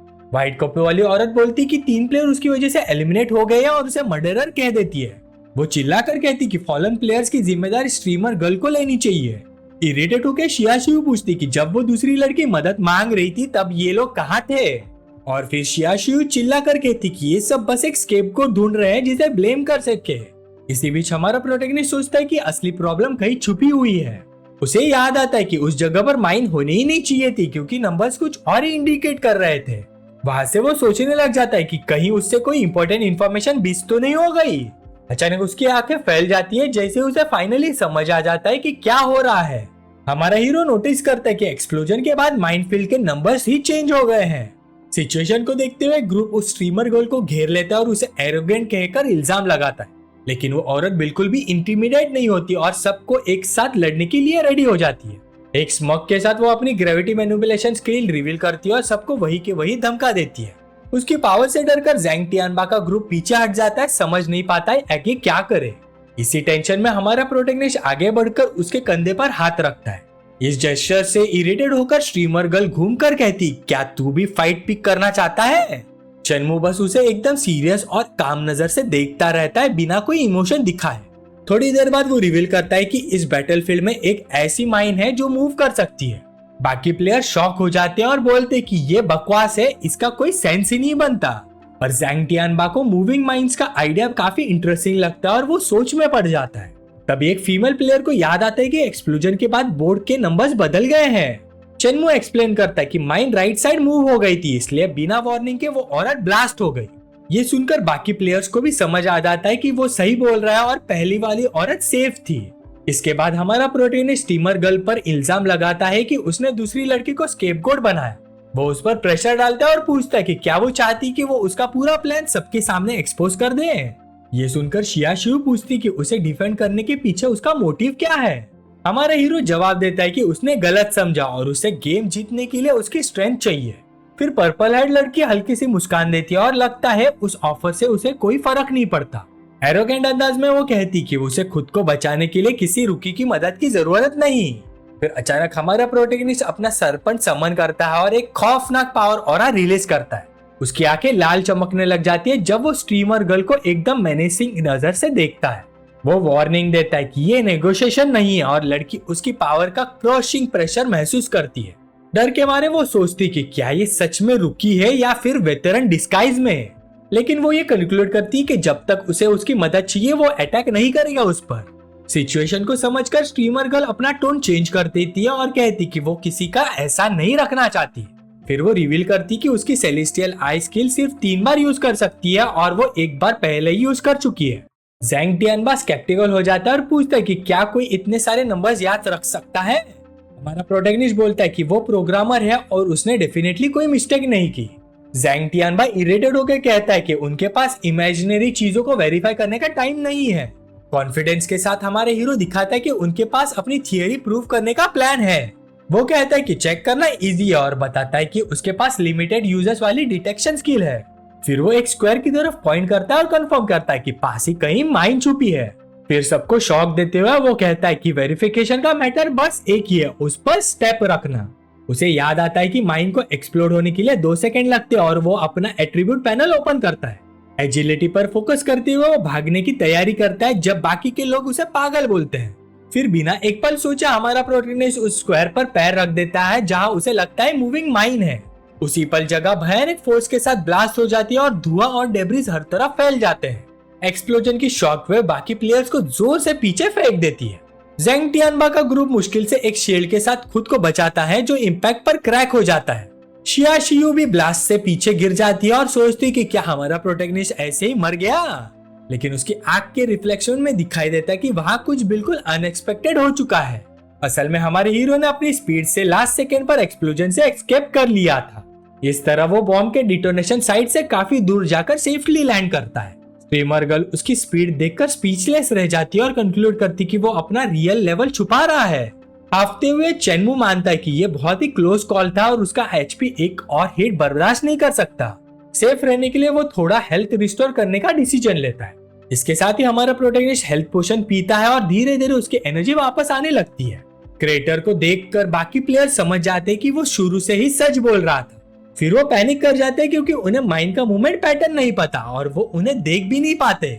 ऊपर से प्रॉब्लम और भी बढ़ जाती है जब टाइमर अनाउंस करता है कि उनके पास मूव करने के लिए सिर्फ 30 सेकंड्स बचे हैं। सिचुएशन के सामने कुछ प्लेयर्स होपलेस हो जाते हैं और सोचते कि जीतने का कोई चांस ही नहीं। लेकिन हमारा प्रोटैगनिस्ट सोचता है कि गेम फेयर होने के लिए माइंस का कोई पैटर्न जरूर होगा। अरीना को ध्यान से ऑब्जर्व करते हुए चेनमू को लगता है कि उसने कुछ बहुत ही इंपॉर्टेंट नोटिस कर लिया है। फिर वो ग्रुप की तरफ घूमकर कहता है कि जीतने के लिए उन्हें ये प्रॉब्लम सॉल्व करनी होगी। एक बंदा कंप्लेन करता है कि सिस्टम का टास्क अर्जेंट है और वो किसी और चीज के बारे में सोच नहीं सकते। हमारा प्रोटैगनिस्ट एग्री करता है और कहता है कि वो भी एग्जैक्टली यही सोच रहा था। वो सजेस्ट करता है कि ग्रुप 2 हिस्सों में बांट देते हैं ताकि टास्क कंप्लीट हो सके और माइंस का पैटर्न भी मिल जाए। बाकी प्लेयर सिस्टम टास्क चूज कर लेते हैं क्योंकि उन्हें मूविंग माइंस से उड़ जाने का डर होता है। इस तरह हमारा हीरो और स्ट्रीमर गर्ल ही ज्यादा डेंजरस टास्क के लिए बचते हैं। वो शियाशियू को इनवाइट करता है कि वो मूविंग माइंस इन्वेस्टिगेट करे जब तक बाकी लोग गेम कंटिन्यू रखे। एक्साइटेड स्माइल के साथ लड़की मिशन एक्सेप्ट कर लेती है और गारंटी देती है कि चैलेंज कंप्लीट करेगी।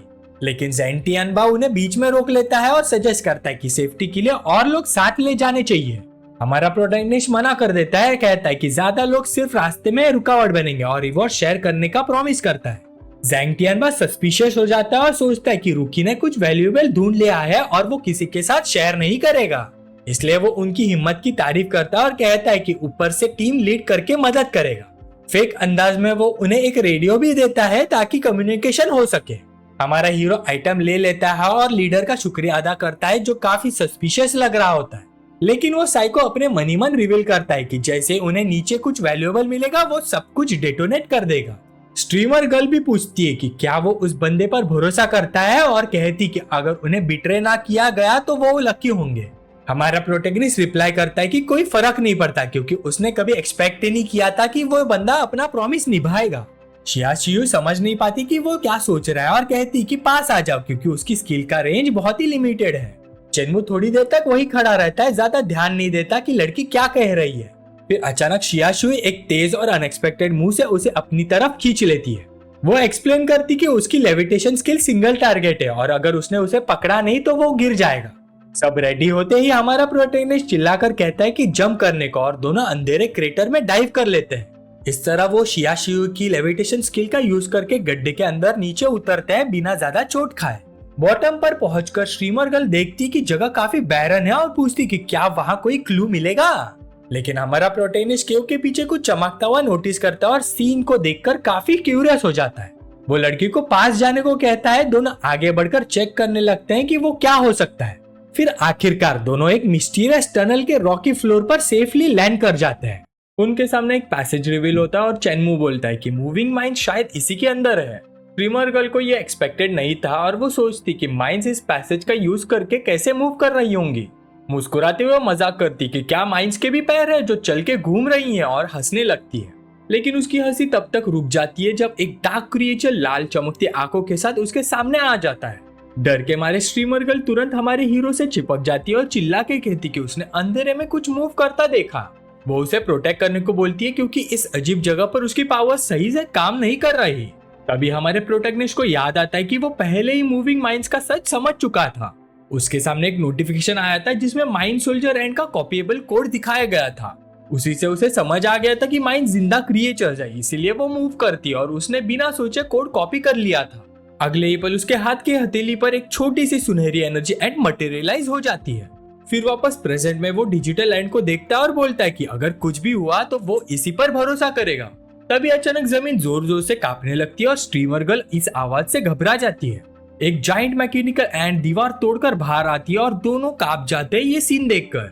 शियाशियू उस क्रिएचर से बुरी तरह से डर जाती है और केव के अंदर डेब्रिज हर जगह उड़ने लगती है।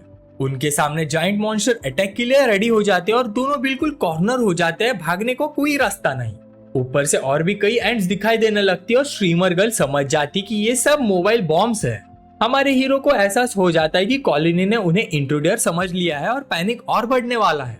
सिर्फ वेट करके थक चुकी स्ट्रीमर गर्ल फाइट करने का डिसीजन ले लेती है और अपनी ग्रेविटी मैनिपुलेशन स्किल रेडी करती है।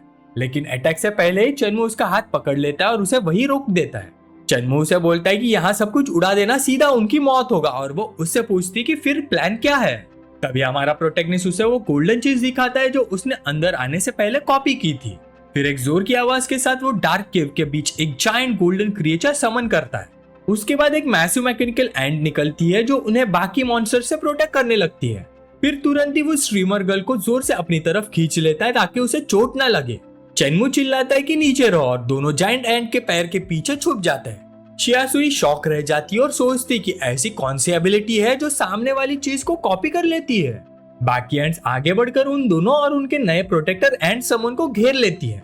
मैकेनिकल क्रिएचर्स थोड़ी देर तक कंफ्यूज रहती है और गोल्डन एंड को बस देखती रहती है, अटैक नहीं करती।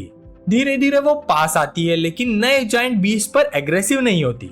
चेनमू समझाता है कि एंड्स एक दूसरे को सेंट से पहचानते हैं और उसने उसी सेंट का यूज करके उन्हें ट्रिक किया है। शर्मिंदा होकर स्ट्रीमर गर्ल कहती है कि उसे छोड़ दे और यंग मैन ऑकवर्डली सॉरी बोलता है। फिर दोनों जन खड़े हो जाते हैं और उस जायंट क्रिएचर के पास खड़े रहते हैं जो उन्हें प्रोटेक्ट कर रही होती है। हमारा प्रोटेक्टिनिस्ट एंड के पैर को हल्की सी थपकी देता है जैसे उसका शुक्रिया अदा कर रहा हो, और उसके रिस्पॉन्स में बीस्ट एक ऑरेंज कलर की जेली निकालती है जो किसी स्पेशल फेरोमोन जैसा लगता है। चेनमू उसे बोलता है कि ये जेली अपने बॉडी पर लगा लो ताकि एंड्स तुम्हें परेशान न करे। वो उसे वार्न करता है कि अगर मरना है तो मत लगाना, और खुद पर वो चिपचिपा जेली लगाने लगता है। स्ट्रीमर गर्ल समझ जाती है कि ये उन्हें एंड जैसे डिस्गाइज दे रही है और उनके पास कोई और चॉइस नहीं है। फिर बड़ी ही घिन के साथ वो अपनी टांगों पर जेली लगाती है और आगे बढ़ने के लिए रेडी होती है। उसका वेट किए बिना चेनमू आगे चल पड़ता है और लड़की चिल्लाती कि उसे अकेला छोड़ के मत जाओ। फिर दोनों टनल के अंदर आगे बढ़ते हैं और शियाशुई एंड्स की गिनती देखकर शॉक हो जाती है। उसे अजीब लगता है कि इतने सारे बग्स है, लेकिन चेनमू बोलता है कि ये नॉर्मल है क्योंकि ये उनका ही नेस्ट है। फिर यंग मैन को याद आता है कि रूल था 30 माइंस ढूंढने का, लेकिन यहाँ तो 50 से भी ज्यादा एंड्स है। फिर वो मन ही मन सोचता है कि रूल्स गलत नहीं हो सकते, शायद शुरू में सिर्फ 30 माइंस ही थी। और इसी सोच के साथ वो स्ट्रीमर गर्ल को फॉलो करने बोलता है क्योंकि आंसर्स टनल के अंदर ही है। फिर उनके सामने रॉकी केव के बीच एक डार्क रूट से भरा हुआ पैसेज दिखाई देता है। वहां पहुंचकर उन्हें एक जाइंट क्वीन एंट दिखाई देती है जो चमकते हुए अंडों को जन्म दे रही होती है।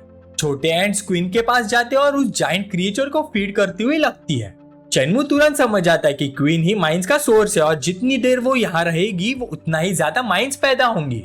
फिर अचानक एक नोटिफिकेशन आता है जो बताता है कि उसने सीक्रेट मैकेनिक डिस्कवर कर लिया है और अब बॉस को हराना जरूरी है।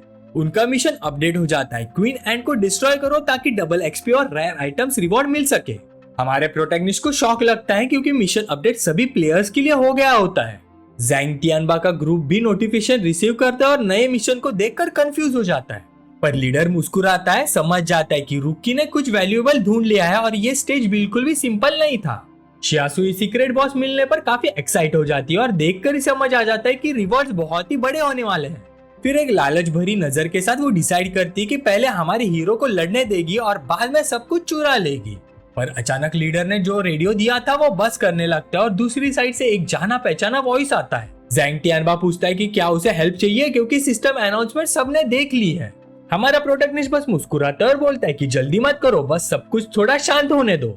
दूसरे साइड से लीडर बार बार कॉल करता है लेकिन हमारे हीरो सीधा इग्नोर कर देता है। इरिटेट होकर ज़ैंग तियानबा सोचता है कि रुकी सारी रिवॉर्ड्स खुद रखना चाहता है। केव के अंदर स्ट्रीमर गर्ल पूछती कि वो उन लोगों को नीचे मदद के लिए क्यों नहीं बुला रहा क्योंकि अकेले हैंडल करना मुश्किल है। पर अंदर ही अंदर एक शातिर मुस्कान के साथ वो सोचती कि जितने ज्यादा लोग होंगे उतना ही कियोस बढ़ेगा और फिर उसके लिए एक्ट करना आसान होगा। हमारा प्रोटैगनिस्ट मानता है कि अकेले पॉसिबल नहीं है, लेकिन बोलता है कि बाकी ग्रुप सिर्फ सपोर्ट के काम का है। फिर दोनों और जाइंट एंड डार्क टनल के अंदर क्वीन का सामना करने आगे बढ़ते हैं, पर अचानक ही कई मैकेनिकल एंड्स उनकी तरफ दौड़ पड़ती है। उनको देखकर शियासुई घबरा जाती है और पूछती कि बग्स उन तक कैसे पहुंच गए और क्या जेली का इफेक्ट खत्म हो गया। हमारे हीरो उसे शांत करते हुए कहता है कि टेंशन मत लो, वो उनका टारगेट नहीं है। और उसी वक्त जाइंट एंड्स का एक झुंड उनके पास से बिना देखे सीधा निकल जाता है। आगे वो बोलता है कि जल्दी करना होगा क्योंकि जो सेट उन्हें प्रोटेक्ट कर रही है वो ज्यादा देर तक टिकने नहीं वाली। ऊपर ज़ैंग तियानबा नेगोशिएट करने की कोशिश करता है और 70-30 रिवॉर्ड स्प्लिट ऑफर करता है। उसका एक गून कहता है कि रुकी मानेगा नहीं और लीडर बोलता है कि किस्मत हमेशा डेयरिंग लोगों के साथ ही देती है। फिर गुस्से से भरा हुआ वो रिवील करता है कि रेडियो के अंदर ट्रैकर लगाया और वो सिचुएशन फोर्स करेगा। नीचे केव के अंदर पैर क्वीन के चेंबर तक पहुंच जाता है और जाइंट एंड्स के मूवमेंट ऑब्जर्व करता है। शियासुई पूछती कि अब क्या करेंगे क्योंकि वो सब एंड्स को अकेले नहीं मार सकते। हमारा प्रोटैगनिस्ट बस चुप रहने को कहता है जैसे उसके दिमाग में कोई आइडिया आ गया हो। तभी उसके हाथ में एक ब्लू एनर्जी वेपन मटेरियलाइज होने लगती है। ऊपर अरीना में ज़ैंग तियानबा अपने दो गुन्स को बोर्ड के दूसरे साइड भेज देता है। वो दोनों पूछते हैं कि इतनी दूर क्यों और बॉस क्या प्लान कर रहा है। बिना कोई एक्सप्लेनेशन के ज़ैंग तियानबा उन पर गोली चला देता है ताकि और माइंस डेटोनेट हो सके। चिल्लाकर वो ऑर्डर देता है कि ओबे करो वरना वही के वही खत्म कर देगा। मजबूरी में दोनों मान जाते हैं और लीडर बोलता है कि उसे कंफर्म करना है कि माइन सच में एंड्स है या नहीं। केव के अंदर नीचे छुपकर पैर एंड्स को अंधेरे केव में इधर उधर मूव करते हुए देखते हैं। शियासुई नोटिस करती कि बग्स काफी रेस्टलेस हो गए हैं और हीरो से प्लान बी यूज करने को कहती है। चेनमू सीधा बोलता है कि कोई प्लान बी नहीं है, बस बैकअप का वेट कर रहा है। शियासुई पैनिक हो जाती है और कहती कि वो ज़ैंग तियानबा पर भरोसा करके नहीं बैठ सकते। तभी अचानक एक एंड स्ट्रीमर गर्ल की प्रेजेंस नोटिस कर लेती है और इन्वेस्टिगेट करने आती है। जायंट बग लाल रोशनी से ग्लो करती है और उसका मैकेनिकल बॉडी पर डेंजर अलर्ट आ जाता है। तुरंत ही बाकी सारे एंड्स भी उन दोनों की तरफ मुड़ जाती है और अटैक के लिए रेडी हो जाती है। उनको देख के स्ट्रीमर गर्ल डर के मारे चिल्लाती है और कहती कि उसे कभी हमारे हीरो पर भरोसा ही नहीं करना चाहिए था। लेकिन अटैक से पहले ही शियासुई अपनी ग्रेविटी स्किल यूज करके उन एंड्स को क्रश कर देती है। वो एंड क्रिएचर जमीन पर पटक दिया जाता है, लेकिन लगता है ब्लो का ज्यादा असर नहीं हुआ। पर तभी अचानक केव की सीलिंग पर एक जबरदस्त एक्सप्लोजन होता है और सब एंड्स का ध्यान उधर चला जाता है। हमारा प्रोटैगनिस्ट मुस्कुराता है और कहता है कि कैलवलरी आ गई है, जबकि स्ट्रीमर गर्ल कंफ्यूज हो जाती है। चेनमो एक्सप्लेन करता है कि किसी ने टनल के ऊपर स्टेप किया और एंड ऊपर से ही उड़ा दिए गए। फिर दोनों तुरंत नीचे झुक जाते हैं ताकि जो ऊपर से आ रहा है उसे बच सके। फिर अगले ही पल एक और भयंकर एक्सप्लोजन होता है और हर जगह डेब्रीज और धूल भर जाती है। अपने क्वीन को प्रोटेक्ट कर रही कई एंड्स इस अटैक से बिल्कुल संभल नहीं पाती। एक्सप्लोजन एक के बाद एक होते रहते हैं, सब कुछ तोड़ते हुए और पूरे एरिया में क्योस फैला देते हैं। ऊपर ज़ैंग टियानबा का ग्रुप सीधे शॉकवेव की चपेट में आ जाता है। इम्पैक्ट इतना ज्यादा होता है कि सब लोग उड़कर पीछे गिर जाते हैं, डिफेंड करने का मौका तक नहीं मिलता। जब धुआं थोड़ा क्लियर होता है, गेम अरीना पूरी तरह से बर्बाद दिखाई देता है। माइंस के डेटोनेशन से उठती हुई धूल के कारण पूरा ग्रुप जोर जोर से खांसने लगता है। एक गुन डैमेज देखकर कंप्लेन करता है, समझ ही नहीं पाता कि बॉस का प्लान क्या था। लेकिन ज़ैंग टियानबा घमंड से बोलता है कि उसने हमारे हीरो को खत्म कर दिया है और जो भी आएगा उसे उड़ा देगा। फिर उसे अजीब लगता है क्योंकि सिस्टम से रुकी के मरने का कोई नोटिफिकेशन नहीं आया। तभी उनकी नजर धुआं भरे होल में कुछ हिलता हुआ देख लेती है। लीडर बिल्कुल चुप रह जाता है, उसे यकीन ही नहीं होता वहां से क्या निकल रहा है। फिर होल के अंदर से एक जाइंट रेड एंड का एब्डोमेन बाहर आता है और पूरा ग्रुप दहशत में आ जाता है। एक पल बाद अरीना के बीच में एक लाल मच्छर और एक काल स्पीयर अपीयर होती है। उसके तुरंत बाद क्वीन एंड उस होल से बाहर निकलती है और पहले से काफी ज्यादा पावरफुल लग रही होती है। उस मॉन्स्टर के हाथ में एक स्पीयर होती है, ब्लैक कलर की स्पीयर। तभी ज़ैंग टियानबा के बाजू में एक औरत होती है जो मदद के लिए भीख मांग रही होती है। ये देखकर ज़ैंग टियानबा गुस्से से पागल हो जाता है क्योंकि एक्सप्लोजन का उस बीच पर एक स्क्रैच भी नहीं आया। तभी रेडियो से उसे पता चलता है कि हमारा प्रोटैगनिस्ट भी जिंदा है। फिर अचानक लीडर पर कई नीली एनर्जी बीम्स गिरती हैं और वो दर्द से चिल्लाने लगता है। वो जायंट क्रिएचर अपनी आंखों से बीम शूट करता है, ग्रुप को डिफेंड करने का कोई चांस ही नहीं मिलता। मॉन्स्टर फिर एक और डेडली अटैक प्रिपेयर करता है। जवाब में ज़ैंग टियानबा अपना वेपन सीधा बीस्ट पर पॉइंट करता है, लेकिन तभी उसका गुन चियांगजी उसके आगे कूद जाता है और एनर्जी बैरियर बनाकर उसे प्रोटेक्ट करता है। लेकिन वो बैरियर सबको बचा नहीं पाता और अटैक उसके बाजू में खड़ा हुआ बंदे को लगता है जो पास ही खड़ा होता है। अपने दोस्त को डेंजर में देखकर लीडर उसका नाम जोर से चिल्लाता है। जमीन पर गिरा हुआ चिंगजी, जिसके शरीर में कई स्पाइक्स घुसे होते हैं, कमजोर आवाज में अपने बॉस को पुकारता है। आखिरी ताकत लगाकर वो कहता है कि वो बस घर जाना चाहता था और उसका शरीर धीरे धीरे डिसॉल्व हो जाता है। अपने दोस्त की मौत देखकर ज़ैंग टियानबा दर्द और गुस्से से उसका नाम फिर से चिल्लाता है। वो अपनी मुट्ठियां जोर से भींच लेता है और बदला लेने की कसम खाता है। टूटे हुए दिल से वो अपने गिर चुके दोस्त को भाई कहता है। उसका शरीर गुस्से से कांप रहा होता है। तभी उसका आखिरी गुण उसे खींचकर उठने को कहता है, चिल्लाता है कि जगह बहुत ही डेंजरस है। अंधेरों में डूबा हुआ चेहरा लिए लीडर मॉन्स्टर को गाली देता है और बदला लेने की कसम दोबारा दोहराता है। फिर उसके शरीर से इर्द गिर्द एक पावरफुल ऑरा बनने लगता है। वो कहता है कि इतने टाइम बाद भी गेम ने उसे धोखा दिया। एनर्जी इतनी स्ट्रांग होती है कि उसके जूते फटने लग जाते हैं, कपड़े भी फट जाते हैं। वो गुस्सा करता है कि इस स्टेज में उसने अपने आदमी और रिसोर्सेज दोनों खो दिए। उसका लास्ट गुण चिल्लाता है कि वो शांत हो जाए क्योंकि वो एबिलिटी यूज नहीं कर सकता, लेकिन अब देर हो चुकी होती है।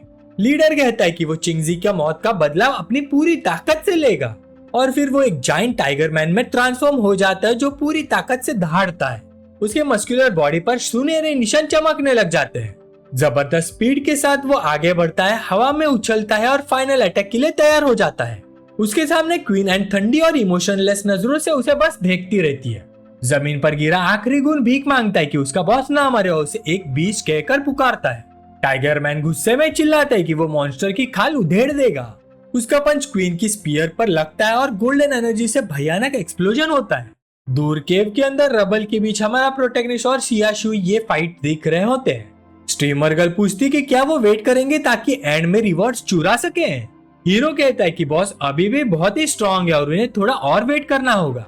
फाइट में वापस टाइगर मैन क्वीन एंड पर लगातार ब्रूटल अटैक्स करता है। वो अपनी पूरी ताकत से गोल्डन एनर्जी बीम फायर करता है। हाफते हुए थका हुआ लगता है लेकिन स्टांस नहीं छोड़ता। तभी उसकी आंखें फैल जाती है क्योंकि अटैक्स का कोई इफेक्ट ही नहीं होता। क्वीन एंड बिना किसी दिक्कत के अपने तेज विंग से उसे एक ही स्ट्राइक में दूर फेंक देती है। फिर वो एक लाल बीम फायर करती है जो सीधा उसे वॉल में जाकर लगता है। मॉन्स्टर बिल्कुल नुकसान में नहीं लगता और ठंडी नजरों से उसे देखता रहता है। उसके बाद क्रिएचर कई नंबर स्पीयर्स रिलीज करता है जो तेजी से टाइगर मैन की तरफ उड़ते हैं। ये बॉम्ब्स होते हैं काउंटडाउन के साथ। बॉम्ब्स पास आते जाते हैं और अरीना को तबाह करने वाले होते हैं। टाइगर मैन डॉज करने की कोशिश करता है लेकिन बॉम्ब्स बहुत ही ज्यादा होते हैं। उसे तुरंत ही एहसास हो जाता है कि वो सबसे बच नहीं पाएगा और वो डेस्परेट हो जाता है। उसका आखिरी गुण अरीना के पार दौड़ता हुआ मदद के लिए चिल्लाता है, जानता है कि उसका एंड पास ही है। वो एक बॉम्ब से बचने की कोशिश करता है लेकिन स्पीयर बहुत ही तेज होती है। वो सिर्फ डर के मारे चिल्लाता रह जाता है। उसे देखकर ज़ैंग टियानबा चिल्लाता है कि टेंजी शील्ड यूज करे। तुरंत ही टाइगर मैन अपने दोस्त की मदद के लिए दौड़ता है क्योंकि वही उसका आखिरी फैमिली है। तभी काउंटडाउन 0 हो जाता है और बॉम्ब्स तीखी लाल रोशनी से चमक उठते हैं। लीडर अपने गून को गले लगा लेता है और अपने शरीर से उसे बचाने की कोशिश करता है। टेंजी का शील्ड भी एक्टिवेट होता है और दोनों बैंगनी एनर्जी बैरियर में घिर जाते हैं और फिर एक भयानक एक्सप्लोजन होता है जो दोनों प्लेयर्स को एक साथ निगल लेता है। बैरियर पर इम्पैक्ट पड़ते ही क्रैक्स आने लगते हैं लेकिन फिर भी वो थोड़ी देर तक टिका रहता है। लेकिन आखिरकार शील्ड टूट जाता है और टाइगर मैन के शरीर में शार्प नल घुस जाते हैं। वो दर्द से जोर से चिल्लाता है। गून ये देखकर शॉक हो जाता है क्योंकि शील्ड उसके बॉस को पूरी तरह से प्रोटेक्ट नहीं कर पाई। जमीन पर गिरते ही ज़ैंग टियानबा वापस अपनी ह्यूमन फॉर्म में आ जाता है और खून थूक देता है। वो बुरी तरह से जख्मी होता है और टेंजी अपने घायल बॉस को संभालते हुए उसका नाम डेस्परेशन में चिल्लाता है। इतनी बुरी हालत में भी लीडर कहता है कि इस बार वो अपने दोस्त को प्रोटेक्ट करेगा। ये सुनते ही टेंजी की आंखों में आंसू आ जाते हैं और वो अपने बॉस के शब्दों से हिल जाता है। तभी एंड क्वीन एक और डेडली अटैक प्रिपेयर करती है दोनों को खत्म करने के लिए। जाइंट मॉन्स्टर सीधा उन दोनों के सामने लैंड करता है जो जमीन पर बिल्कुल पावरलेस पड़े होते हैं। जमीन पर लेटे हुए ज़ैंग टियानबा सोचता है कि क्या ये सच में उनका एंड होने वाला है। क्रिएचर अपनी तेज टांग उठाकर फाइनल ब्लो देने ही वाला होता है कि अचानक कोई चीज उस बीस्ट पर जोर से हिट करती है और उसे दूर फेंक देती है। हमारा प्रोटैगनिस्ट कहीं से अपीयर होता है और एंड को धक्का देके उनकी जान बचा लेता है। अगले ही पल शियासुई मॉन्स्टर के ऊपर से जंप करके काउंटर अटैक के लिए आती है। उसके हाथ बैंगनी एनर्जी से चमकने लगते हैं जब वो अपनी ग्रेविटी मैनिपुलेशन स्किल प्रिपेयर करती है। फिर वो अपनी पावर्स यूज करके क्वीन एंड को अरीना के फ्लोर पर पिन डाउन कर देती है। ग्रेविटी के भारी प्रेशर से बीस्ट कुछ पल के लिए बिल्कुल इमोबिलाइज हो जाता है। स्ट्रीमर गर्ल चिल्लाती है कि अभी मौका है, भागो और अटैक करो। हमारा प्रोटैगनिस्ट एक चेन पर जंप करता है और एक फाइनल ब्लो के लिए रेडी होता है। हवा में उड़ते हुए वो सब कुछ दांव पर लगाने का फैसला करता है और अपने एट्रीब्यूट रिसेट करता है बॉस की लिमिट टेस्ट करने के लिए। डिटरमिन्ड नजरों के साथ वो डिसाइड करता है कि वो सारे पॉइंट्स अपनी स्ट्रेंथ में डाल देगा। फिर वो जोर से चिल्लाता है और सब कुछ अटैक एट्रीब्यूट में पॉर कर देता है और उसी के साथ उसकी मुट्ठी तीखी नीली एनर्जी से भर जाती है और अगले ही पल वो सीधा क्रिएचर की तरफ डाइव करता है। पंच क्वीन एंड के सर पर लगता है बेहद ब्रूटल फोर्स के साथ। मॉन्स्टर का कैरापेस क्रैक हो जाता है और पूरे अरीना में शॉकवेव फैल जाती है। क्रिएचर एनर्जी स्पाइक से धक जाता है और जमीन भी इम्पैक्ट से फट जाती है। थके हुए हमारे हीरो और स्ट्रीमर गर्ल सोचते हैं कि क्या ये बैटल फाइनली खत्म हो गई। प्रोटैगनिस्ट मुश्किल से जाइंट क्रिएचर के डार्क बॉडी पर लैंड करता है लेकिन क्वीन एंट रीजनरेट हो जाती है और पूरे गुस्से के स्क्रीम के साथ दोनों पर अटैक कर देती है। चेनमू जोर से दूर फेंक दिया जाता है और पूरी तरह तबाह अरीना फ्लोर पर स्लाइड करता है। नीचे गिरकर वो उठने की कोशिश करता है लेकिन क्रिएचर पहले ही खड़ा होता है दोबारा अटैक के लिए रेडी। प्रोटैगनिस्ट खून खांसने लगता है और उसकी हेल्थ बार खतरनाक लेवल तक गिर जाती है। उसे समझ आ जाता है कि बीस्ट का डिफेंस एब्सर्ड है। वो एक पोशन निकालकर खुद को हील करता है ताकि फाइट कंटिन्यू कर सके।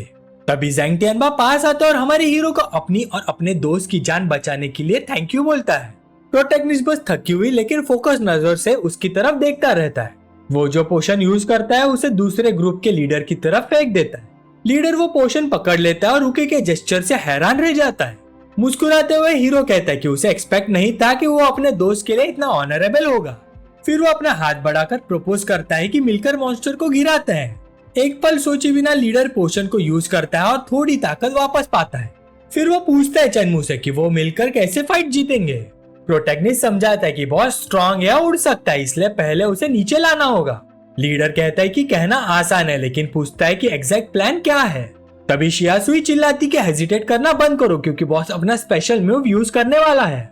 फिर वो जाइंट क्रीचर चमकने लगता है और उसके शरीर पर कई एनर्जी स्पीयर्स अपीयर हो जाती है। ये स्पीयर्स रिलीज होती है और छोटे अटैक ड्रोन्स में ट्रांसफॉर्म हो जाती है। ये क्रिएचर्स इंसेक्ट और जेलीफिश का मिक्स लगती है और हवा में उड़ते हुए ग्रुप की तरफ बढ़ते हैं। क्वीन एंड ड्रोन्स का एक पूरा सॉन्ग छोड़ देती है जो बाकी एंड्स के साथ जुड़ जाता है। प्रोटैगनिस्ट कहता है कि उसके पास एक आइडिया है लेकिन उसे सबकी मदद चाहिए और चॉइस सबके हाथ में है। ज़ैंग टियानबा एग्री करता है और कहता है कि बॉस को गिराना ही होगा वरना सब एलिमिनेट हो जाएंगे। फिर पूरा ग्रुप एक साथ आगे बढ़ता है क्वीन और उसके अटैक ड्रोन्स का सामना करने के लिए। हमारा हीरो फिर से एट्रीब्यूट्स रीसेट करता है और सारे पॉइंट्स एजिलिटी में डाल देता है ताकि वो और फास्ट हो सके। रेडियो के थ्रू वो बाकियों से कहता है कि मॉन्स्टर को डिस्ट्रैक्ट करे क्योंकि उसे पास पहुंचना है। ज़ैंग टियानबा जवाब देता है कि वो सब संभाल लेंगे और यंग मैन को प्लान प्रोसीड करने को कहता है। फिर एक डिटरमाइंड स्माइल के साथ लीडर सब कुछ दांव पर लगाने को तैयार लगता है। वो दोबारा टाइगर मैन में ट्रांसफॉर्म हो जाता है। बाकी सब चिल्लाते हैं कि ऐसा मत करो, लेकिन वो धाड़ कर कहता है कि अब रिस्क की चिंता करने का टाइम नहीं है। टाइगर मैन आगे की तरफ चार्ज करता है और कहता है कि अगर आप फुल पावर से नहीं गए तो फिर कभी चांस नहीं मिलेगा। क्वीन अपनी आंखों से कई लाल बीम्स फायर करती है ताकि टाइगर मैन को रोक सके। टाइगर मैन को पता है कि ये ट्रांसफॉर्मेशन उसका एचपी जला रहा है, फिर भी वो हमारे हीरो से चिल्लाकर कहता है कि प्लान जल्दी एग्जीक्यूट करे। मॉन्स्टर के पास पहुंचकर चेनमू समझ जाता है कि क्वीन का सबसे बड़ा एडवांटेज उसके विंग्स है और वही उसका वीक पॉइंट भी है। फिर वो एक ड्रोन को पैर रखने के लिए यूज करता है और एक जबरदस्त जंप के साथ और करीब पहुंच जाता है। वो बोलता है कि अब मॉन्स्टर को उसी की दवा का टेस्ट देने का टाइम आ गया है और स्ट्राइक के लिए रेडी होता है। तभी एक स्क्रीन अपीयर होती है जिसमें कॉपीएबल सोल्जर एंड कोड होता है और बिना सोचे वो एक्सेप्ट कर लेता है। एक सेकंड की भी हिचकिचाहट के बिना वो कॉपी कंफर्म कर देता है ताकि जायंट स्किल मॉन्स्टर पर यूज कर सके। वो मल्टीपल बार कॉपी करने की कोशिश करता है लेकिन सिस्टम बताता है कि स्टोरेज स्पेस सफिशिएंट नहीं है। चेनमू को समझ आ जाता है कि स्पेस नहीं है लेकिन वो इन्वेंटरी क्लियर करने लगता है। मुस्कुराते हुए वो कहता है कि जो उसने कॉपी किया है क्वीन को तड़पने के लिए काफी है। वो स्ट्रीमर गर्ल से कहता है कि उसे ऊपर की तरफ से थ्रो करे ताकि वो क्वीन पर अटैक कर सके। लड़की बोलती है कि वो काफी दूर है लेकिन फिर भी अपनी पूरी कोशिश करेगी। इसी के साथ शियासुई अपनी सारी ताकत जोड़कर बैंगनी एनर्जी की एक भयंकर वेव छोड़ती है और हमारे हीरो एब्सर्ड स्पीड के साथ हवा में लॉन्च हो जाता है। उड़ते हुए वो क्वीन के पास पहुंचता है और फाइनल अटैक के लिए कॉपीड एंड्स को रेडी करता है। वो मॉन्स्टर की पीठ पर लैंड करता है और कॉपीड एंड क्रिएचर्स को रिलीज कर देता है। छोटे एंड स्पीयर से निकलकर क्वीन के विंग्स पर पूरी ताकत से टूट पड़ते हैं। एक सोल्जर एंड क्वीन के विंग को जोर से काट लेती है और मटेरियल को चीरने लगती है। वो छोटा वर्ग विंग को पियर्स कर लेता है, क्वीन के मेन डिफेंस को तोड़ देता है। तुरंत मॉन्स्टर के बॉडी पर डैमेज अलर्ट अपीयर होता है जो उसके वीक पॉइंट को दिखाता है। फिर जायंट क्वीन डर से दहाड़ती है जब एंड्स उसके विंग्स को बर्बाद करती रहती है। चेनमू रेडियो उठाकर सबको वार्न करता है कि पीछे हट जाओ, ब्लास्ट आने ही वाला है। फिर अगले ही पल क्वीन का बॉडी तेज और चमकदार लाल रोशनी के साथ फट पड़ता है। बाकी सब शॉक में ये सीन देखते हैं जब हमारे हीरो डेंजर से दूर उड़ता हुआ निकल जाता है। मॉन्स्टर के बॉडी पर ओवरहीटिंग अलर्ट दिखाई देता है और वो तेज लाल चमकने लगता है। फिर क्रिएचर ब्रूटल फोर्स के साथ एक्सप्लोड करता है और ग्रुप शील्ड बनाकर खुद को बचाता है। ज़ैंग टियानबा की टीम अपनी लिमिट्स तक जाकर एनर्जी बैरियर को संभालती है। जब धुआं छटता है मॉन्स्टर अभी भी खड़ा होता है लेकिन काफी जख्मी लग रहा होता है। तभी एक जाइंट रॉक उनकी तरफ उड़कर आती है और सब लोग पैनिक कर जाते हैं। धूल बैठने के बाद टीम सोचती है कि शायद बॉस फाइनली गिर गया। वो मॉन्स्टर के गिरे हुए बॉडी को देखते हैं लेकिन चेनमू वार्न करता है कि गार्ड डाउन मत करो क्योंकि सिस्टम ने अभी तक कोई नोटिफिकेशन नहीं दिया। उसी वक्त क्रिएचर का बॉडी फिर से लाल ग्लो करने लगता है और पूरा ग्रुप डर जाता है। मॉन्स्टर अपने फटे हुए विंग्स के साथ खड़ा होता है और प्लेयर्स को खौफनाक नजर से घूरता है। फिर वो ट्रांसफॉर्म होना शुरू करता है और उसके विंग्स पल भर में ही रीजनरेट हो जाते हैं। मॉन्स्टर अपना फाइनल फॉर्म रिवील करता है और लाल एनर्जी बीम चार्ज करने लगता है। हमारा प्रोटैगनिस्ट जोर से चिल्लाता है कि सब लोग जल्दी से स्प्रेड हो जाओ और अगले ही पल बीस्ट अटैक करता है और जमीन से कई रॉक स्पाइक्स पूरी ताकत से फूट पड़ते हैं। टाइगर मैन बाकियों को बचाने की कोशिश में सीधा हिट हो जाता है। इम्पैक्ट का फोर्स उसे और उसका लास्ट टीममेट को जमीन पर पटक देता है। हमारे हीरो और स्ट्रीमर गर्ल भी एक्सप्लोजन की शॉकवेव से दूर जा गिरते हैं। जमीन पर पड़े हुए चेनमू को रियलाइज होता है कि बॉस की स्ट्रेंथ और एजिलिटी दोनों बहुत ही बढ़ चुकी है। उधर गुन अपने बॉस की मदद करता है जिसका पीठ घावों से भरा होता है। डर से कांपते हुए शियासुई मॉन्स्टर को फिर से फुल फोर्स के साथ आता देखकर चिल्लाती है। क्रिएचर धीरे धीरे उन सब की तरफ बढ़ता है जो जमीन पर पड़े बिल्कुल पावरलेस हैं। खतरा देखकर गुन अपने बॉस को संभालने को चिल्लाता है और एनर्जी शील्ड बनाता है, लेकिन मॉन्स्टर आसानी से बैरियर तोड़ देता है और बिना रहम के सीधा हिट करता है। ज़ैंग टियानबा डेस्परेशन में चिल्लाता है जब वो अपने आखिरी दोस्त को बीस्ट के हाथों दूर फेंकते हुए देखता है। जमीन पर पड़ा हुआ गुन खून खांसने लगता है और लगता है कि वो अपनी आखिरी सांसें ले रहा है। क्रिएचर अब ज़ैंग टियानबा को खत्म करने आगे बढ़ता है, जो बिल्कुल ही टूट चुका होता है और लड़ने की ताकत नहीं होती। तभी स्ट्रीमर गर्ल शियासुई एक चेन से जंप करती है उसे बचाने के लिए। वो अपनी ग्रेविटी कंट्रोल यूज करके मॉन्स्टर के क्लॉज को अपनी पावर से पकड़ लेती है। पूरी ताकत लगाकर वो कुछ पल के लिए जायंट क्रिएचर को उठा लेती है। बैंगनी बालों वाली लड़की खुशी से सोचती कि उसका प्लान काम कर गया, लेकिन मॉन्स्टर उसकी पावर को रेजिस्ट करता है और हवा में ऐसे तैरता रहता है जैसे कुछ हुआ ही ना हो। और अगले ही पल क्रिएचर एक ब्रूटल ब्लो से उसे हिट करता है और अरीना के फ्लोर पर जोर से पटक देता है। इस तरह औरत का बॉडी जोर से हवा में उछलकर दूर जाता है बिना डिफेंस का कोई मौका मिले। बिल्कुल लास्ट सेकंड पर हमारे प्रोटेक्टिव उसे अपने भावों में पकड़ लेता है और एक भयंकर इम्पैक्ट से बचा लेता है। घबरा कर स्ट्रीमर गर्ल बोलती कि बस अब सब खत्म हो गया है, इस बार तो पक्का गेम ओवर है। चेनमू भी अंदर ही अंदर टूट जाता है, सोचता है कि एक रैंक डी इंस्टेंस भी उनके लिए बहुत ही ज्यादा है। तभी उसे याद आता है कि उसके पास अभी भी एक आइटम है जो उसने यूज नहीं किया और शायद वही उसका लास्ट चांस हो। उसे याद आता है कि पहले स्टेज में उसने एक अजीब सी कैप्सूल जीती थी और शायद अभी भी थोड़ी सी उम्मीद बाकी है। कैप्सूल खुलते उसमें से एक फॉरेस्ट स्प्राउट निकलता है जो जमीन से जंगल उगा देता है। बिना टाइम वेस्ट किए वो कैप्सूल यूज करता है और मन में दुआ करता है कि ये लाइफ सेवर निकले, जंक नहीं। जैसे ही वो यूज करता है कैप्सूल के सीड जमीन पर बिखर जाते हैं और तेज चमकने लगते हैं। अचानक अरीना के अंदर बहुत तेजी से घना जंगल उग जाता है। पेड़ लगातार बढ़ते जाते हैं, पूरा जगह का सीन ही बदल जाता है। जंगल के बीच मॉन्स्टर फंस जाता है और ग्रुप को समझ आ जाता है कि ज़ैंग टियानबा अकेले इसे हैंडल नहीं कर सकता। मॉन्स्टर के शाइनी बॉडी पर नए उगे पेड़ों का रिफ्लेक्शन दिखाई देता है। गुस्से में बीस्ट अपने तेज और ताकतवर पंजों से जंगल को तोड़ना शुरू कर देता है। वो पेड़ों को ऐसे काट रहा है जैसे वो कागज हो, बिना किसी मुश्किल के। कुछ ही पलों में मॉन्स्टर पूरा जंगल तबाह कर देता है और फिर से सर्वाइवर्स को ग्रुप पर फोकस करता है। फिर वो जोर से दहाड़ता है और हर डायरेक्शन में लाल शॉकवेव छोड़ देता है। ब्लास्ट पूरे अरीना में फैल जाता है, बचा कुचा जंगल और पत्थर सब तोड़ देता है। एक्सप्लोजन की फोर्स से पूरा ग्रुप दूर जा गिरता है। जमीन पर पड़े हुए बिना डिफेंस के कोई बोलता है कि उसकी चीख तो बिल्कुल कटे हुए सुअर जैसी लग रही है। बहुत ज्यादा जख्मी ज़ैंग टियानबा बोलता है कि अब कोई फायदा नहीं क्योंकि उसका लेवल फेज 3 के लिए बहुत ही कम है। हमारा प्रोटेक्टिव मानता है कि बात कड़वी है लेकिन सही है और पूछता है कि अब क्या करे। तब ज़ैंग टियानबा एक डील प्रपोज करता है और कहता है कि वो हमारे हीरो को लेवल अप करने में मदद करेगा। चेनमू शक से पूछते है कि वो कैसे गारंटी दे सकता है कि अपना वर्ड रखेगा। ज़ैंग टियानबा उसे धमकी देता है, बोलता है कि बाहर उसके बहुत कनेक्शन है और अगर धोखा दिया तो बहुत बुरा होगा उसके साथ। फिर वो अपना शॉक कर देने वाला प्लान बताता है और कहता है कि चेनमू उसे मार दे ताकि वो 3 से 5 लेवल तक लेवल अप कर सके। तुरंत एक नोटिफिकेशन आता है जो दिखाता है कि ज़ैंग टियानबा एक वांटेड टारगेट है और उसके सिर पर बहुत बड़ा बाउंटी है। ये सीन देखकर उसका लास्ट गुण टूट जाता है और भीख मांगता है कि बॉस ऐसे मत जाओ। लेकिन लीडर फर्म रहता है और कहता है कि ये उनके पास एक ही रास्ता है यहाँ से निकलने का।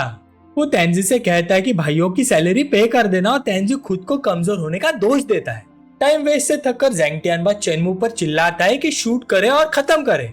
गन पॉइंट करते हुए चेनमू नोटिस करता है कि उसका नाम रेड है, जो बताता है कि उसने बहुत ही बुरे काम किए हैं। तेंजी तुरंत भीख मांगता है कि सिर्फ रेड नाम देख के बॉस को जज मत करो। वो बताता है कि वो सिर्फ वर्कर थे जिन्हें एआई रोबोट की वजह से जॉब से निकाल दिया गया था। ये कहकर वो घुटनों पर बैठ जाता है और भीख मांगता है कि बॉस को मत मारो क्योंकि सब लोग उसी पर डिपेंड करते हैं। स्ट्रीमर गर्ल शियासुई को लगता है कि ये सिचुएशन उसकी अपनी जिंदगी से बहुत मिलती जुलती है। उसे याद आता है कि वो भी कभी एक बहुत ही फेमस वर्चुअल स्ट्रीमर थी जिसके पीक पर मिलियंस फॉलोअर्स थे, लेकिन एआई के राइज के साथ ही नॉनस्टॉप काम करने वाले अवतार ने उसे रिप्लेस कर दिया। उसकी सबसे क्रिएटिव आइडियाज तक एआई ने कॉपी करके उससे आगे निकल गए। धीरे धीरे वो बैंकरप्ट हो गई, यहाँ तक कि बेसिक चीजों के लिए भी पैसे नहीं बचे उसके पास। सिंपल जॉब्स ढूंढने की कोशिश की लेकिन वहां भी रोबोट्स आ चुके थे। ऊपर से उसकी बेस्ट फ्रेंड ने गेम में ग्रीड के चक्कर में भी उसे धोखा दिया और खत्म करने की कोशिश की। किसी तरह वो बच गई लेकिन वो एक्सपीरियंस उसे पूरी तरह तोड़ गया बिना किसी डायरेक्शन के छोड़ के। उधर ज़ैंग टियानबा सोचता है कि ये गेम वाकई ऐसे लोगों से भरा हुआ है जो दूसरों के लिए खुद को कुर्बान करने को तैयार है। हमारा प्रोटैगनिस्ट सोचता है कि इस आदमी ने मॉन्स्टर बनने के बजाय अपने प्रिंसिपल्स फॉलो किए। सीन से इमोशनली मूव होकर स्ट्रीमर गर्ल सोचती कि शायद इन पर थोड़ा और भरोसा करना चाहिए। तभी क्वीन फिर से अटैक करती है उनका इमोशनल मोमेंट तोड़ते हुए। ज़ैंग टियानबा जोर से चिल्लाता है कि टाइम वेस्ट मत करो और शूट कर दो। दर्द से भरे चेहरे के साथ चेनमू महसूस करता है कि इस डिसीजन का बोझ कितना भारी है। गन पॉइंट करते हुए वो प्रॉमिस करता है कि वो अपना वर्ड रखेगा और सबको जिंदा यहाँ से निकालेगा। रिलीफ की मुस्कान के साथ लीडर उसका शुक्रिया अदा करता है और अगले ही पल अरीना में एक गनशॉट गूंजता है और उसका गून अपने बॉस के लिए दर्द से चीख उठता है। फिर एक नोटिफिकेशन आता है जो हमारे हीरो को कॉन्ग्रेचुलेट करता है क्योंकि वो लेवल 11 पर पहुंच चुका होता है और उसका सिस्टम अपडेट हो जाता है। नोटिफिकेशन बताता है कि अब वो अपने और अपने क्रिएचर्स के बीच एट्रीब्यूट ट्रांसफर कर सकता है। कॉन्फिडेंस से मुस्कुराहट के साथ वो खड़ा होता है और कहता है कि अब काउंटर अटैक का टाइम आ गया है। वो प्लान एक्सप्लेन करता है और बोलता है कि वो मॉन्स्टर का अटेंशन अपनी तरफ खींच लेगा ताकि बाकी लोग अटैक कर सके। लेकिन स्ट्रीमर गर्ल और गून बोलते हैं कि उनकी स्किल इतनी ज्यादा स्ट्रांग नहीं है कि ज्यादा मदद कर पाए। बिना टाइम वेस्ट किए हीरो कहता है कि ये उनका लास्ट चांस है, उन्हें बस उसकी बात माननी होगी। फिर एक डिटरमाइंड लुक के साथ दोनों बिना किसी हेजिटेशन के साथ उसका प्लान फॉलो करने के लिए मान जाते हैं। तभी हमारा प्रोटैगनिस्ट अनाउंस करता है कि मॉन्स्टर के अगेंस्ट अटैक ऑपरेशन शुरू होने ही वाला है। वो सीधा आगे दौड़ जाता है और बाकी ग्रुप भी उसके पीछे पीछे फाइनल बैटल के लिए बढ़ जाता है। ग्रुप जंगल के बीच भागते हैं और क्वीन अपने तेज पंजों के साथ अटैक के लिए रेडी हो जाती है। इस पर चेनमू जोर से चिल्लाता है कि सब लोग रेडी हो जाए, अभी एक्ट करने का टाइम है। तब स्ट्रीमर गर्ल एक ग्रीन एनर्जी प्लेटफॉर्म बनाती है ताकि गून ऊपर चढ़ सके। उसकी मदद से वो बिना किसी दिक्कत के जायंट मॉन्स्टर के पेट पर चढ़ जाता है। यंग मैन अपनी जबरदस्त एजिलिटी से क्रिएचर पर क्लाइम करता है जबकि हमारे हीरो ऊपर से उसे देख रहा होता है। स्ट्रीमर गर्ल अपनी ग्रेविटी कंट्रोल से क्वीन को पिंग करती है और गून अपना शील्ड रेडी करता है। तब गून अपनी स्किल एक्टिवेट करता है और एक पर्पल एनर्जी बैरियर निकालता है जो उसके अटैक से प्रोटेक्ट करता है। हमारा प्रोटैगनिस्ट फिर स्ट्रीमर गर्ल पर चिल्लाता है कि वो अपनी ग्रेविटी पूरी ताकत से यंग मैन पर यूज करे। वो डेस्परेट आवाज में कहता है कि पूरी पावर लगा दो ताकि मॉन्स्टर को एक बार में ही खत्म किया जा सके। स्ट्रीमर गर्ल दान भींचकर अपनी एबिलिटी अनलिश करने के लिए तैयार होती है। वो एक जबरदस्त पर्पल एनर्जी वेव छोड़ती है और गून को क्वीन के अगेंस्ट जोर से मार देती है। दोनों की कंबाइंड फोर्स से मॉन्स्टर का पंजा कुछ पल के लिए जमीन पर चिपक जाता है। इस अटैक के साथ जायंट क्रिएचर का बैलेंस बिगड़ जाता है और वो अरीना में जोर से गिर पड़ता है। हमारे हीरो उनके टीम वर्क की तारीफ करता है और अपने प्लान के नेक्स्ट स्टेप के लिए तैयार हो जाता है और वो अपना नेक्स्ट अटैक के तौर पर ग्रीन सरपंच छोड़ देता है उसके बॉडी पर। अगर आपको वीडियो पसंद आई तो लाइक और शेयर जरूर करना और सब्सक्राइब करो पिकमी को ताकि आपको मिलती रहे डेली मानवा की कहानियां हिंदी में। अगला पार्ट और भी इंटरेस्टिंग होगा, तो मिलते हैं नेक्स्ट वीडियो में।